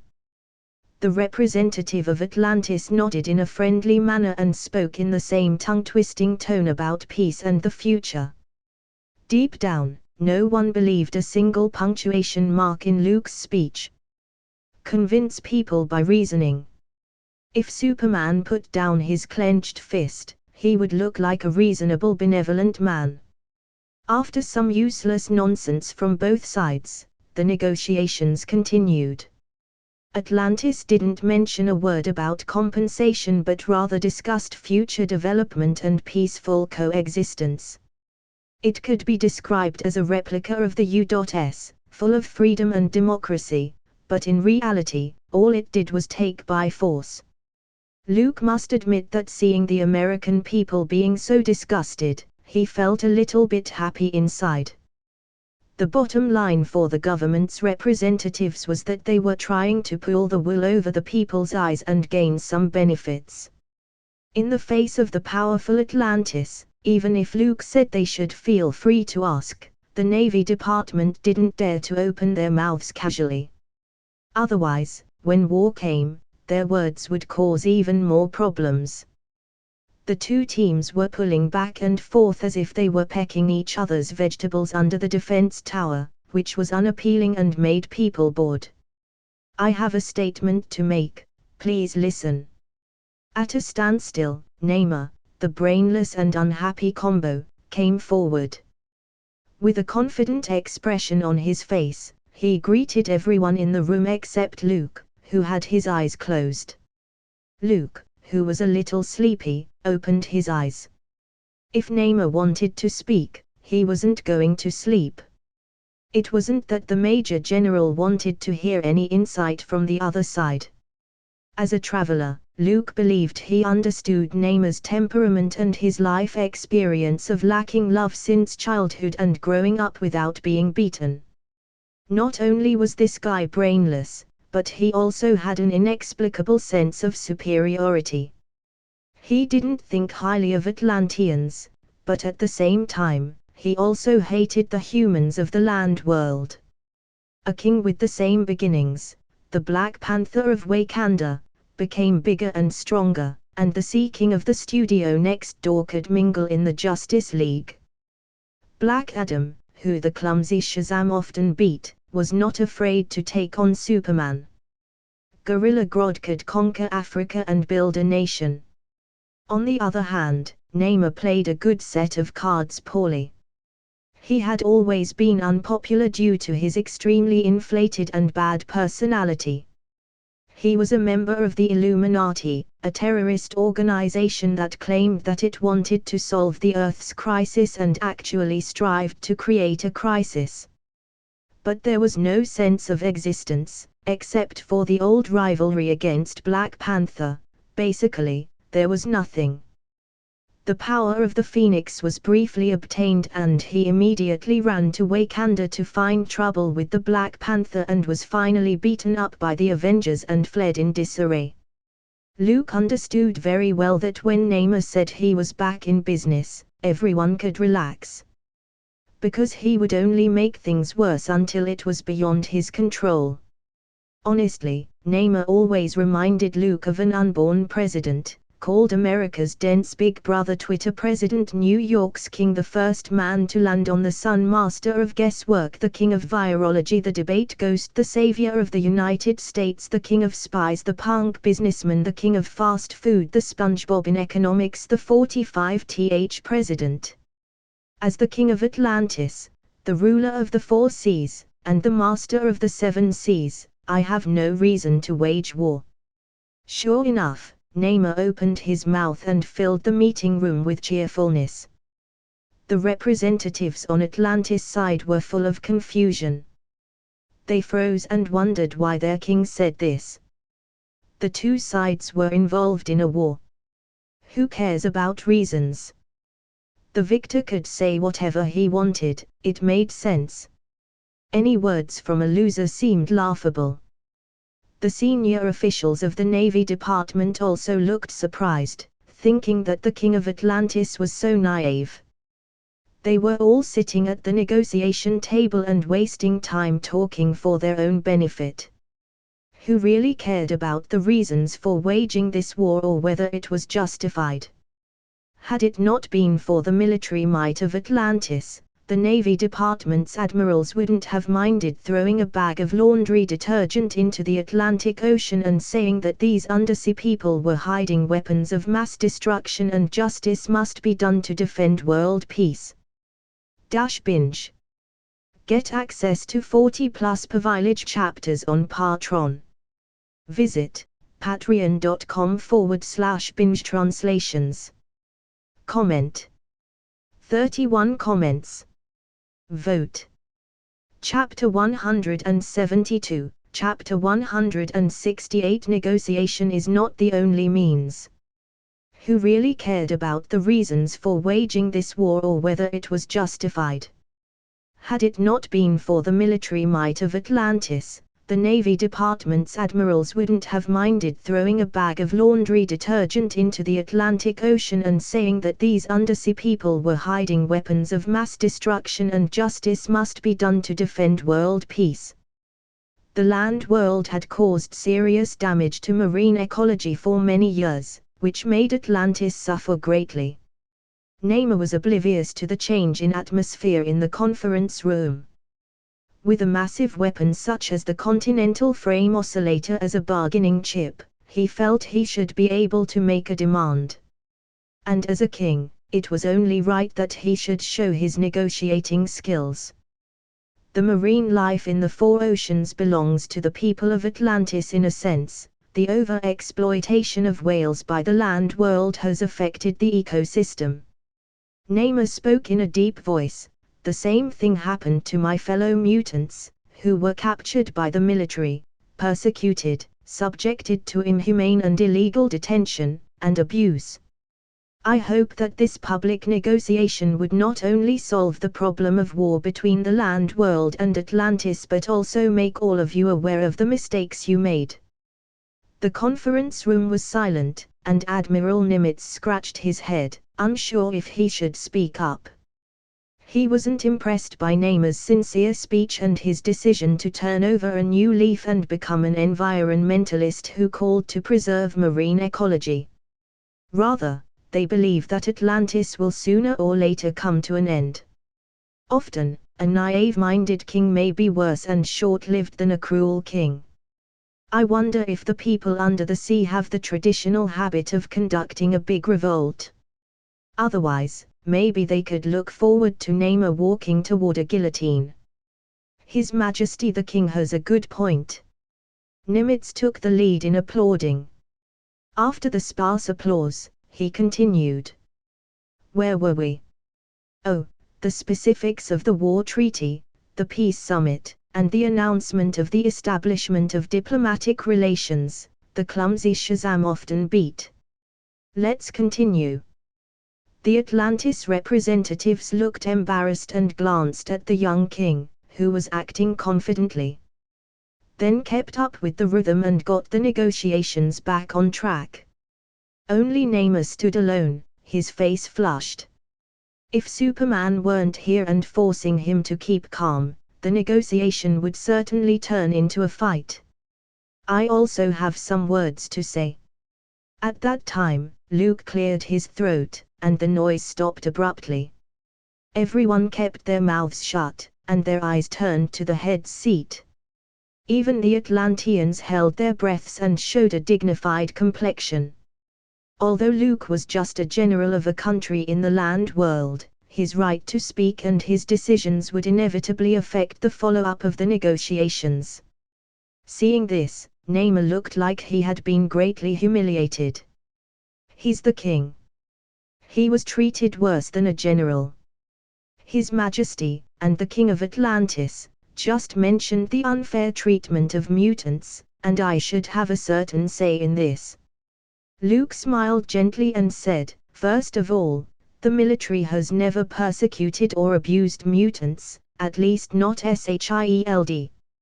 On the contrary, we have always guaranteed their basic rights and personal safety. As I said before, I am a pacifist. I believe no one should doubt this. The Navy Secretary, Admiral Nimitz, sitting on the left-hand side, was the most responsive and was the first to say, it was Major General Cavill who ended World War II, liberated the free world, and resisted the Axis power. Therefore, he sincerely yearns for peace and is firmly against war. The rest of the group echoed the sentiment. The undisguised bootlicking boasted Luke as if he were the embodiment of justice and the spokesman of love and peace. The Atlantis representatives were silent, pretending that they didn't hear anything. But if His Majesty the King says so, then perhaps there's a very special case. Therefore, with the mentality of solving problems and preventing such a situation from happening in the future, I would like to have a discussion on mutants at the upcoming Peace Summit. Luke's tone was sincere, as he said so. It was like the speech of a pacifist. Namor frowned. He wondered if there was something wrong with his ear. What does this guy want to do? But Luke uttered the single most annoying word no matter when or where it appeared. Before that, I need to solve another problem. The gentle and calm tone of voice suddenly became heavy and powerful.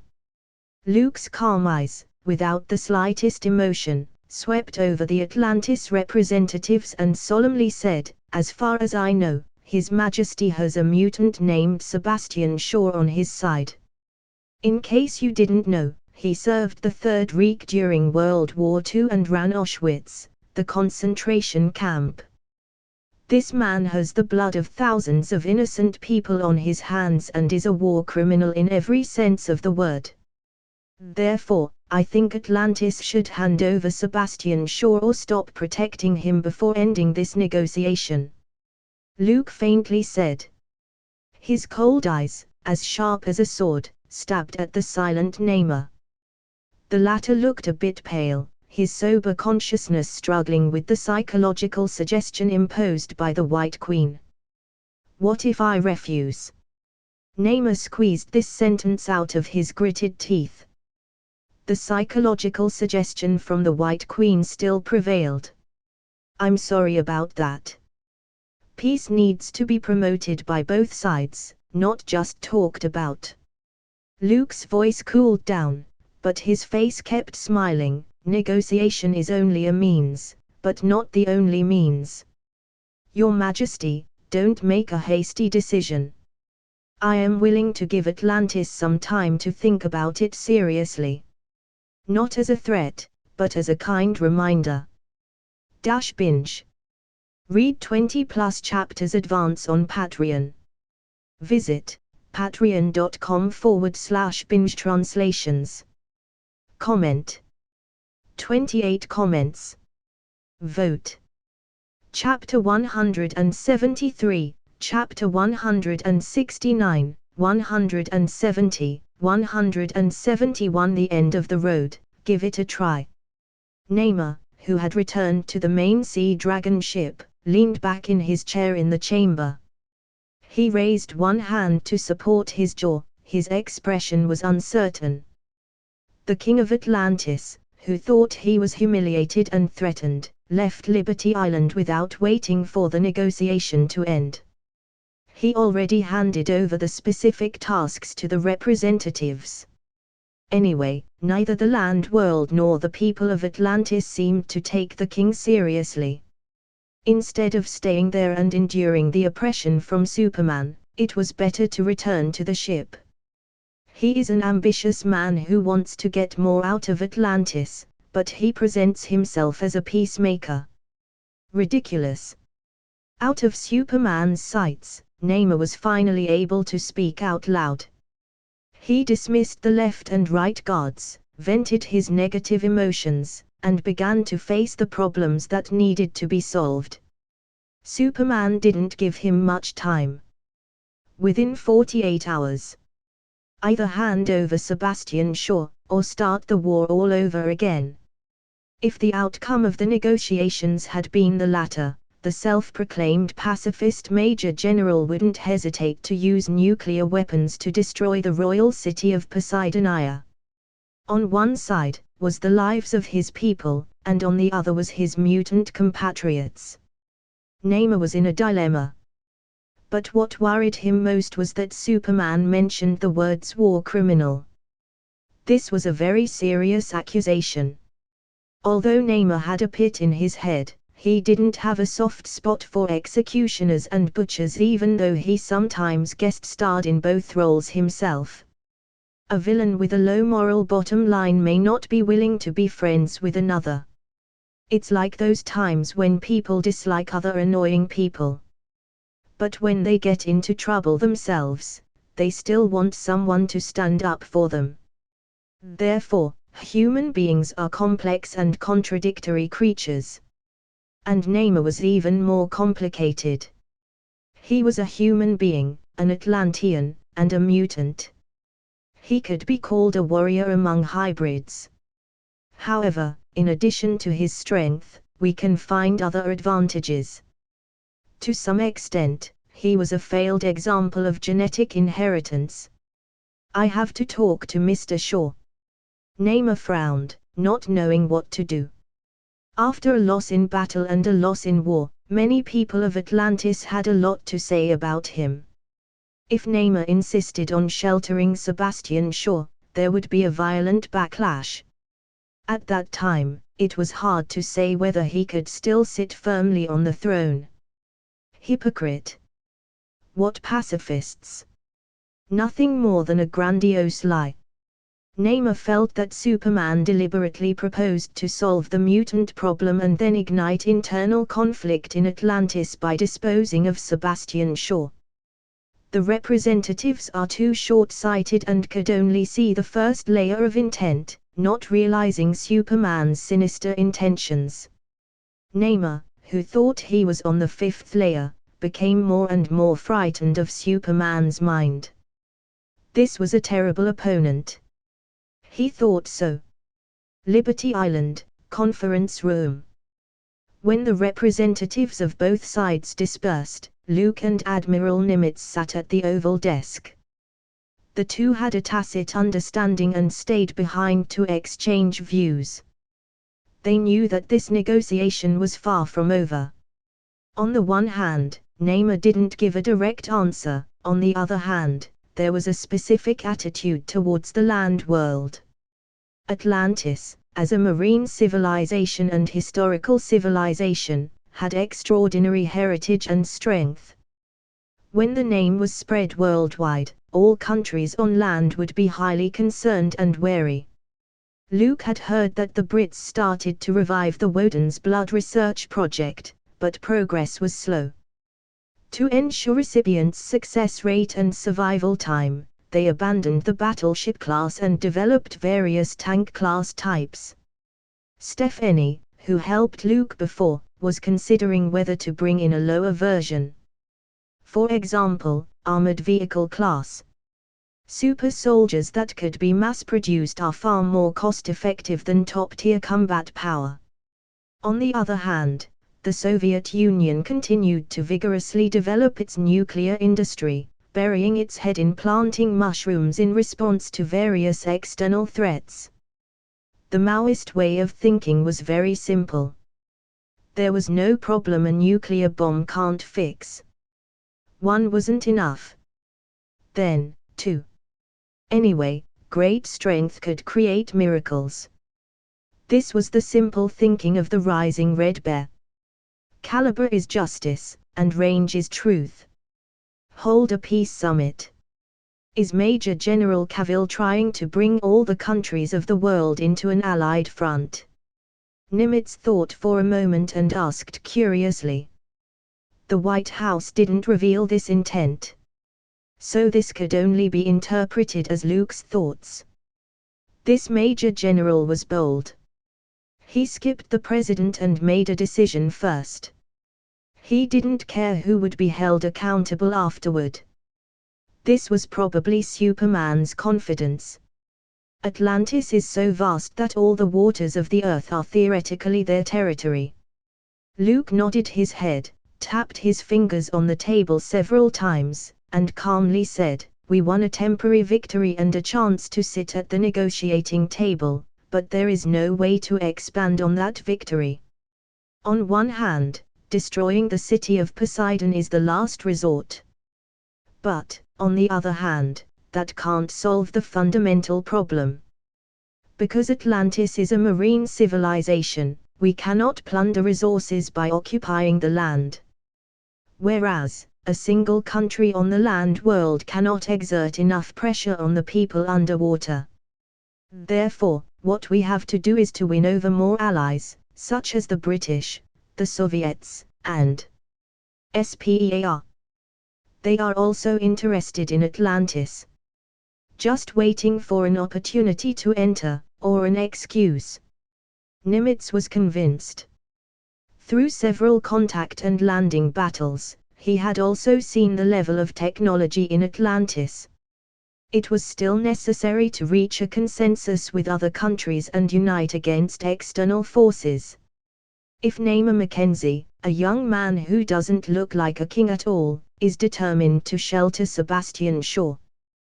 The Navy Secretary asked hesitantly. The Pentagon didn't want to see war. Especially in the face of civilization like Atlantis, which had great military strength. Don't worry, the war will hardly start up again. Luke was confident that the Atlanteans weren't going to play along with Namer's nonsense. They weren't compatriots with the mutants, so there was no need to refuse his request at the risk of starting new battles. If Namer insisted on it, it would likely cause a revolt from his people. At that time, the impure blood, the loss of the Golden Trident, and the arbitrary start of a war to drag the country into the mire, these problems would all erupt at the same time. If Atlantis had been like France, the Great Revolution would have already broken out, and Namer would be sent to guillotines. Put the peace summit and related issues of mutants on the schedule as soon as possible. As for the White House, I will explain it to the President myself. Facing Nimitz, the Navy Secretary, and an Admiral, Luke, who was slightly lower by 2 ranks, gave the orders. War criminal. No, that's a dirty accusation. It's libel and slander. Sebastian looked at the expressionless Namer in the parlor without the slightest panic. Instead, he made a sorrowful expression as he was looking back at the past. I did work for the Third Reich. This is a shadow in my life that I cannot erase. But that wasn't my intention. Germany was under the Führer's rule during World War II, and no one dared to resist the SS and the Gestapo. Namer, you know, I'm a scientist. The Führer saw my talent and ordered me to run the concentration camp. I tried to refuse, but they put a gun to my head and said they wanted me to see my brains. At that time, I hadn't awakened my mutant ability yet. So, I gave in. I often regretted that decision and was ashamed of it. Namer, who was originally skeptical, began to feel swayed inside. Sebastian Shaw's remarks were half true and half false, which made it difficult to distinguish. In addition, his eyes show guilt, sadness, regret, and other layers of complex emotions. Fooling the brainless Namer, it was perfectly natural. It could only be said that Sebastian Shaw was worthy of being the Black King of the Hellfire Club. As a good actor displayed by his mutant identity, Oscar would probably owe him several statues if he entered Hollywood's. My hands may have been stained with the blood of some innocent people, but I have never killed or mistreated a single prisoner in the concentration camps. Sebastian raised his voice, looked calm, and shouted, I have my moral bottom line. They are unique and respectable individuals, regardless of color and race. Namer couldn't help but lower his head, seemingly apologizing for his unwarranted excessive suspicion. Your Majesty, the land people are not to be trusted. Most of the crimes they accused me of were committed by others and planted on my head. Sebastian took his time and faintly said, "Imagine if I were a cold-blooded butcher and inhuman executioner. How would I still be supported by my fellow mutants?" Naima was silent for a moment. Then, because of psychological suggestions, he chose to believe Mr. Shaw's defense. His mind and subconscious, tampered with and guided, will actively lean towards the side of the mutants no matter what. This was the tricky part of psychic abilities. Unless the magic resistance was extremely high, it came with psychic self-immunity. Otherwise, seeing anyone would give the White Queen and Professor X a headache. Then what should I do next, Mr. Shaw? Naima was at a loss. Sacrificing Atlantis to save mutants. If he did this, citizens who had long been dissatisfied might unite with the land world and pull him down from the throne. My thoughts remain unchanged, Your Majesty. Sebastian spoke with a deep voice. The winner of the war determines everything you get at the negotiating table. If you want peace, you must show strength first. The land world has Superman. Even though we don't want to admit it, the other party is a huge problem that can't be solved. The only way to combat this is to use the planetary weapon to destroy the land world. Make Superman lose his reason, make him step into our trap, and then bury the other side completely with the help of the continental shelf oscillator. Since this weapon can destroy the deviants from the Lemuria civilization, there is no reason why Superman can't be killed. Seeing Naima's hesitation, a hint of contempt swept through Sebastian's eyes as he continued to add fuel to the fire. Your Majesty, think about it, will the Atlanteans accept a king who has repeatedly been defeated? Superman took everything from you, the trident, the symbol of kingship, the respect and glory you deserve. He was regarded as a hero and a god in the land world. But you are only an insignificant loser in his record of glorious achievements. Can you accept this ending? Naima breathed heavily for a few minutes.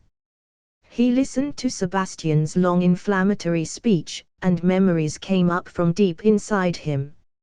It was as if he had returned to the days of the slums when the people, who should have treated him with respect and prostrate to him, had eyes full of distancing and indifference. The difference in skin color made Naima an outcast and rejected by others. Every Atlantean except his mother regarded him as a monster. I can only believe you, Mr. Shaw. Snuffing out the last thoughts that were struggling, Naima calmly said, I can be a failure, but I can never lose my crown and go back to my old life. Very good. To be successful, one must know how to sacrifice some people. Sebastian patted Naima on the shoulder and praised him. While Atlantis and the land world are still negotiating, let's just take out the ultimate weapon. Should I call the others? Naima asked. In the club, there are also some who are not firm enough in their stance. So to ensure the information isn't leaked, it should just be the two of us. Sebastian said quietly. Binge. Be 40+ chapters ahead of regular release. Visit patreon.com/binge translations. Comment. 39 comments. Vote. Chapter 174, Chapter 171. Please knock next time. Watch movies for free. After half a day of negotiation and tension, the two sides hadn't even finalized an initial intention to reach a consensus. Neither side showed any eagerness. The White House wanted to hold a peace summit. The President and Cabinet chose to agree and support Luke's proposal after seriously considering it. Atlantis was like a whale lying on the beach, temporarily incapacitated. But the strength and appetite of one person alone were unable to consume it cleanly. At this time, a group of temporary allies should be called. As for Atlantis, they had no other ideas. They just wanted to stall hard. Bad things were bound to happen, but it was better for it to be late than early. As the night deepened, the hour hand on the wall pointed to 10 o'clock. Luke, who had just finished an after-dinner workout at the Baxter Building in Manhattan, flew straight to his guest room at Ellis Island. The suite he stayed in had a wonderful view, just in front of the Immigration Museum, and he could see the Statue of Liberty standing there when he opened the curtains. Establishing diplomacy, technology exchange and resource trade. This was the bottom line of negotiations in the White House, and is a necessary condition to be able to bring those countries to the alliance front. Luke looked out at the huge statue under the night sky. The torch he held shone like a lighthouse. It was a gift from the French to the United States for the centenary of independence and later became a New York landmark. In those years when the tide of immigration prevailed, every time a passenger ship sailed into the port on the Hudson River, someone would always see the Statue of Liberty and then shout "America." Then, the whole ship erupted in cheers and boisterous voices. People pursued the so-called dream of freedom and set foot on the North American continent. But for most of them, the so-called American dream was just a lie. In America during the Great Depression, dreams were broken everywhere.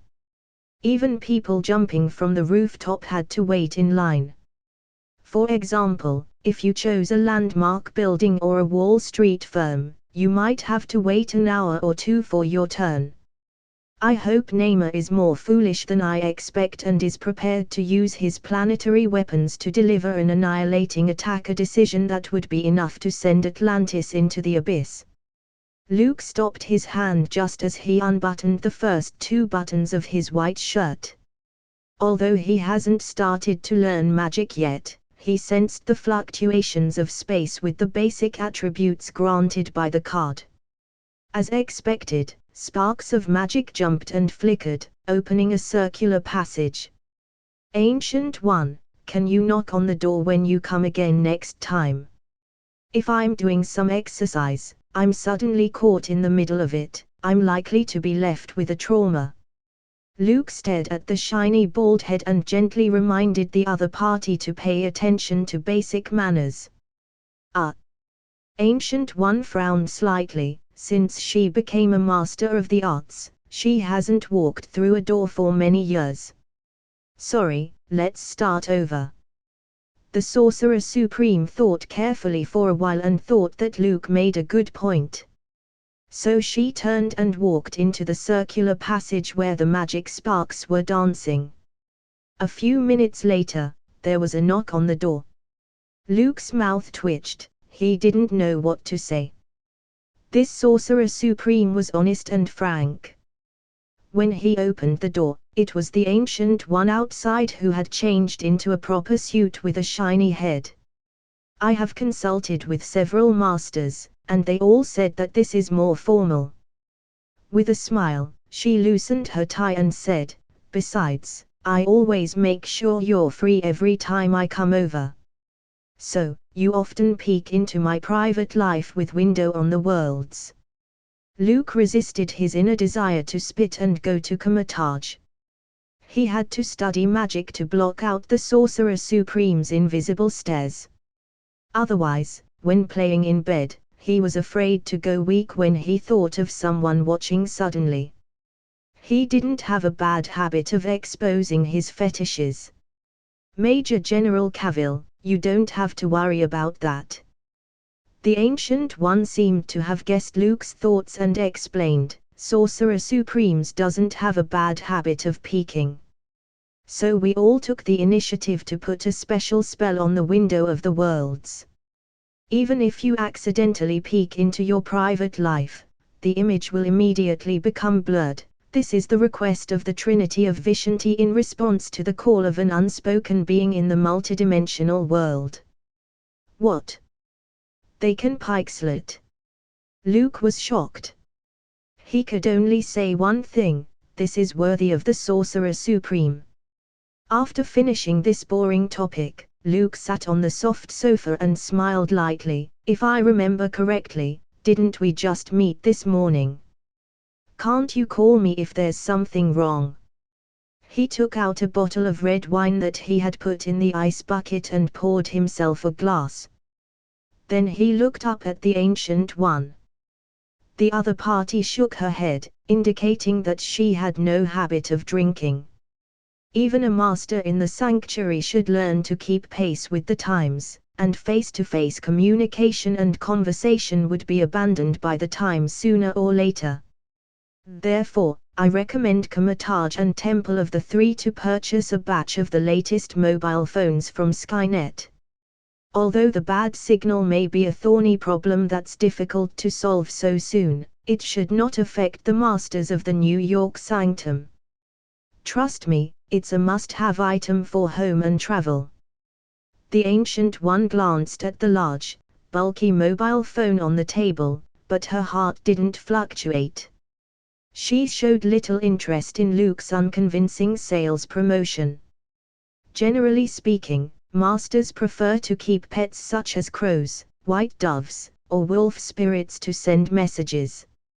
Moreover, with the sling ring, even from the other side of the world, it only took a moment to cast a spell to travel to New York. Quite convenient. One might wonder how much money they could save on air travel expenses in a year.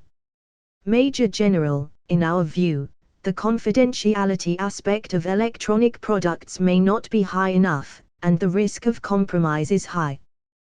The Ancient One explained. She was interested in novel things, such as radio and television. She often uses the window of the worlds to watch movies and operas for free, the ones that are in theaters. The development of technology could change people's lives much more than magic. What is it that warranted a visit from Master Ancient One personally? Luke, who failed in a sale, took a sip of red wine and whispered, "Is there something wrong with Naima?" The Ancient One, wearing a suit, sat opposite the Major General. The Sorcerer Supreme tends to be neutral in appearance. After changing into modern menswear, her gender was even more indistinguishable. Probably because of his mental guidance, Naima was persuaded by Sebastian Shaw. The Ancient One said lightly. Ever since the brainless and cheerless duo had the idea of activating the Continental Shelf Oscillator, they had been on her priority list of dangerous people to monitor. Those two were hiding in the fortress and secretly talking, thinking they could fool everyone. Unknown to anyone there, they took out the planetary weapon. But they didn't expect that the Sorcerer Supreme would note their names down. As expected of Naima. Luke clapped his hands in admiration. This guy's ability to make things worse had never disappointed. So, what should we do next? Should SHIELD intervene to stop the two madmen's plan to exterminate the world, or should we leave it to the Temple of the Three and let you handle it? The Ancient One shook her head and rejected the latter. Unless necessary, Kamataj and the Temple of the Three were unwilling to reveal their existence. Major General Cavill, you don't have to pay attention to manners and humility at this time. S.H.I.E.L.D. can't wait to make its debut, and you can kick Naima off the throne with momentum. The Ancient One had already read the other party's mind and laughed. Everything is in your plan. Are you saying that the famed Major General is willing to give credit to the Temple of the Three? Ahem. I just habitually asked. This is basic courtesy. Luke cleared his throat and digressed. I think, Master Ancient One, you know their specific location. Please tell me straight away. Binge. Read 40+ advanced chapters on Patreon. Visit patreon.com/binge translations. Comment. 31 comments. Vote. Chapter 175, Chapter 172. Knowing the plot is the ultimate weapon. Major General, what are you going to do? The Ancient One picked her eyebrows and asked curiously. She sorts of understood Luke's character. This unusually young Major General wasn't the least bit merciful to his enemies. At least in the battles he had experienced, very few opponents survived.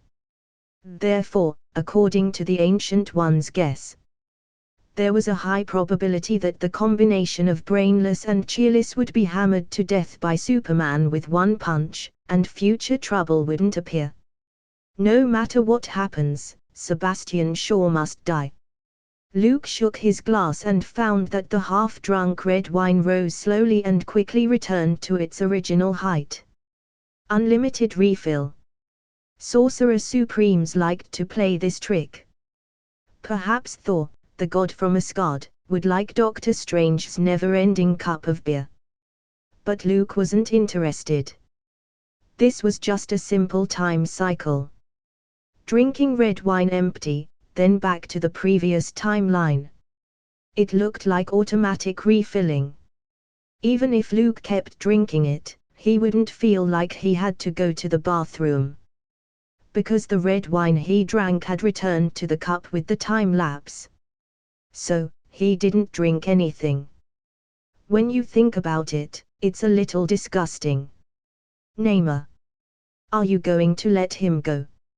Feeling Luke's sharp eyes seeing through everything, the Ancient One was a little embarrassed and quietly withdrew the time technique that she wanted to tease her opponent with. If Sebastian Shaw is a buzzing fly, he will be annoying. Luke shook his head. He's not the Avengers. Every time they saw Namor doing something, they would put it back, after, at most, one hit. After a while, the other party would make a scene again, and then the Avengers would hit him again. This repeating cycle would make people wonder whether Namor fell in love with the feeling of being beaten and deliberately made trouble. That Namor is a spoiled child. He may not take the initiative to do anything bad, and sometimes he can stand on the side of justice and become a positive hero-like character. If you calm down and think, you will find that he is still a victim in this storm, manipulated like a puppet and turned into a terrible king. Luke put down his glass and continued, but I hate spoiled children. Moreover, everyone who makes mistakes in the world could find reasons to defend themselves. I don't have to forgive everyone. Don't you think so, Master Ancient One? The Ancient One caught a glimpse of the cold light flashing in Luke's eyes, shook her head, and sighed, Major General, at this moment, you resemble the villain in movies. As Sorcerer Supreme, it seems I should draw a line in the sand with you. Luke ignored the Ancient One's joke. He believed that the Temple of the Three and Kamar-Taj would not have any good feelings toward Namor. How could an orderly organization guarantee peace on Earth and prevent dimensional invasion like a knobby who likes to go around causing trouble? This was like an otaku who collects figures. They couldn't accept a spoiled child who only knows how to demolish homes and destroy toys. If Luke was dealing with Captain America or the Avengers, the Sorcerer Supreme might have stepped in to stop it. After all, these were the key figures in the future timeline. Once they die completely, it may lead to unpredictable consequences. If it were Namor, then it would be all right. There was no sense of existence for this little character, the impact was very limited. Namor is neither a villain nor a powerhouse from the Avengers, and his own side and position were very vague. Atlantis' attitude towards this king was even more subtle. No other organization can be relied upon except for the Illuminati, which creates emergencies and causes big events. I have to say, as one of the first superheroes in the history of Marvel and the first appearance of a mutant. However, once the big three came, Namor was indeed a bit pathetic.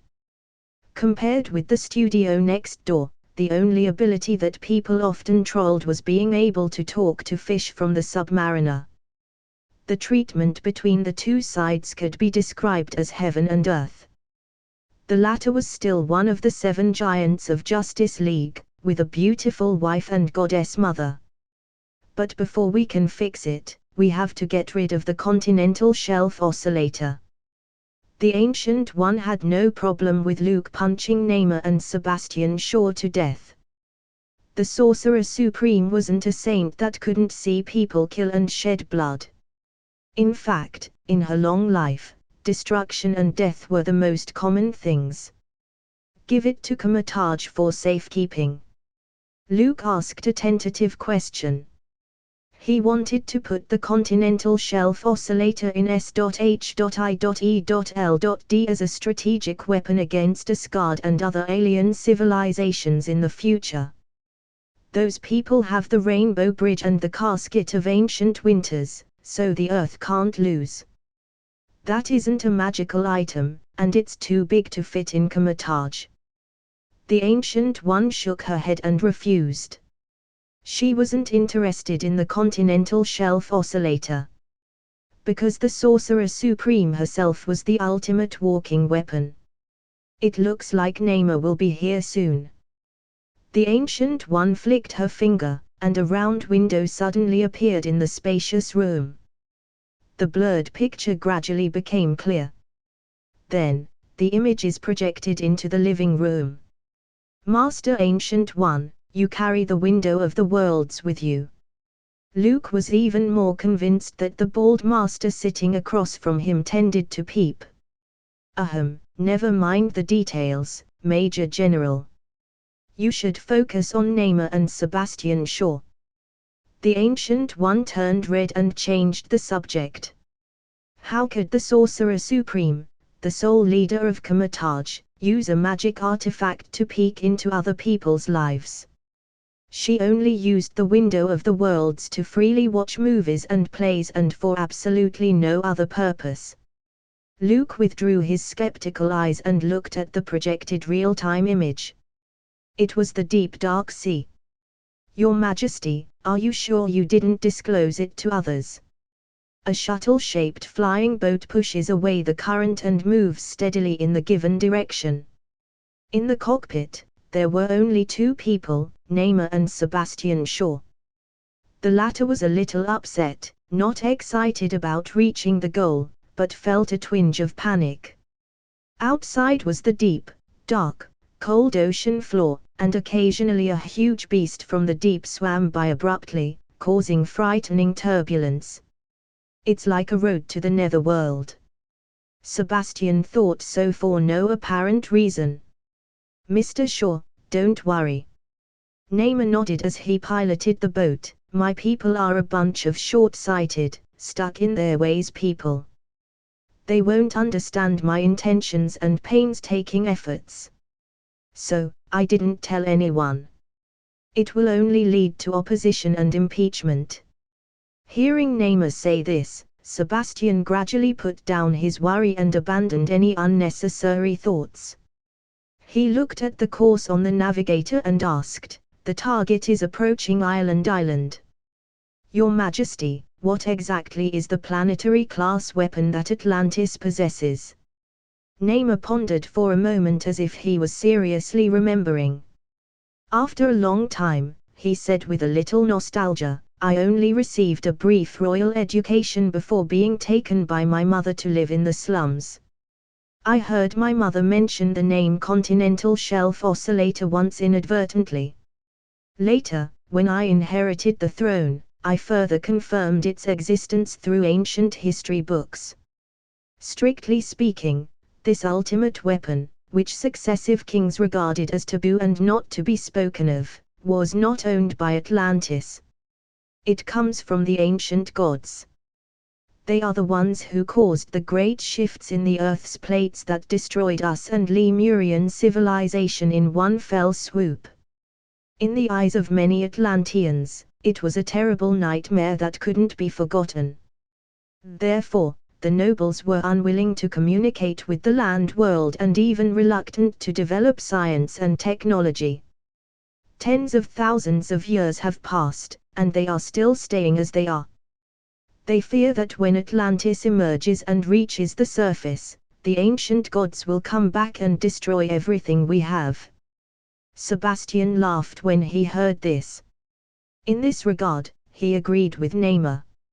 Everyone thought that civilization should keep the possibility of upward development instead of blindly closing the country and following tradition. That would only sacrifice the vigor and vitality of a civilization and a country.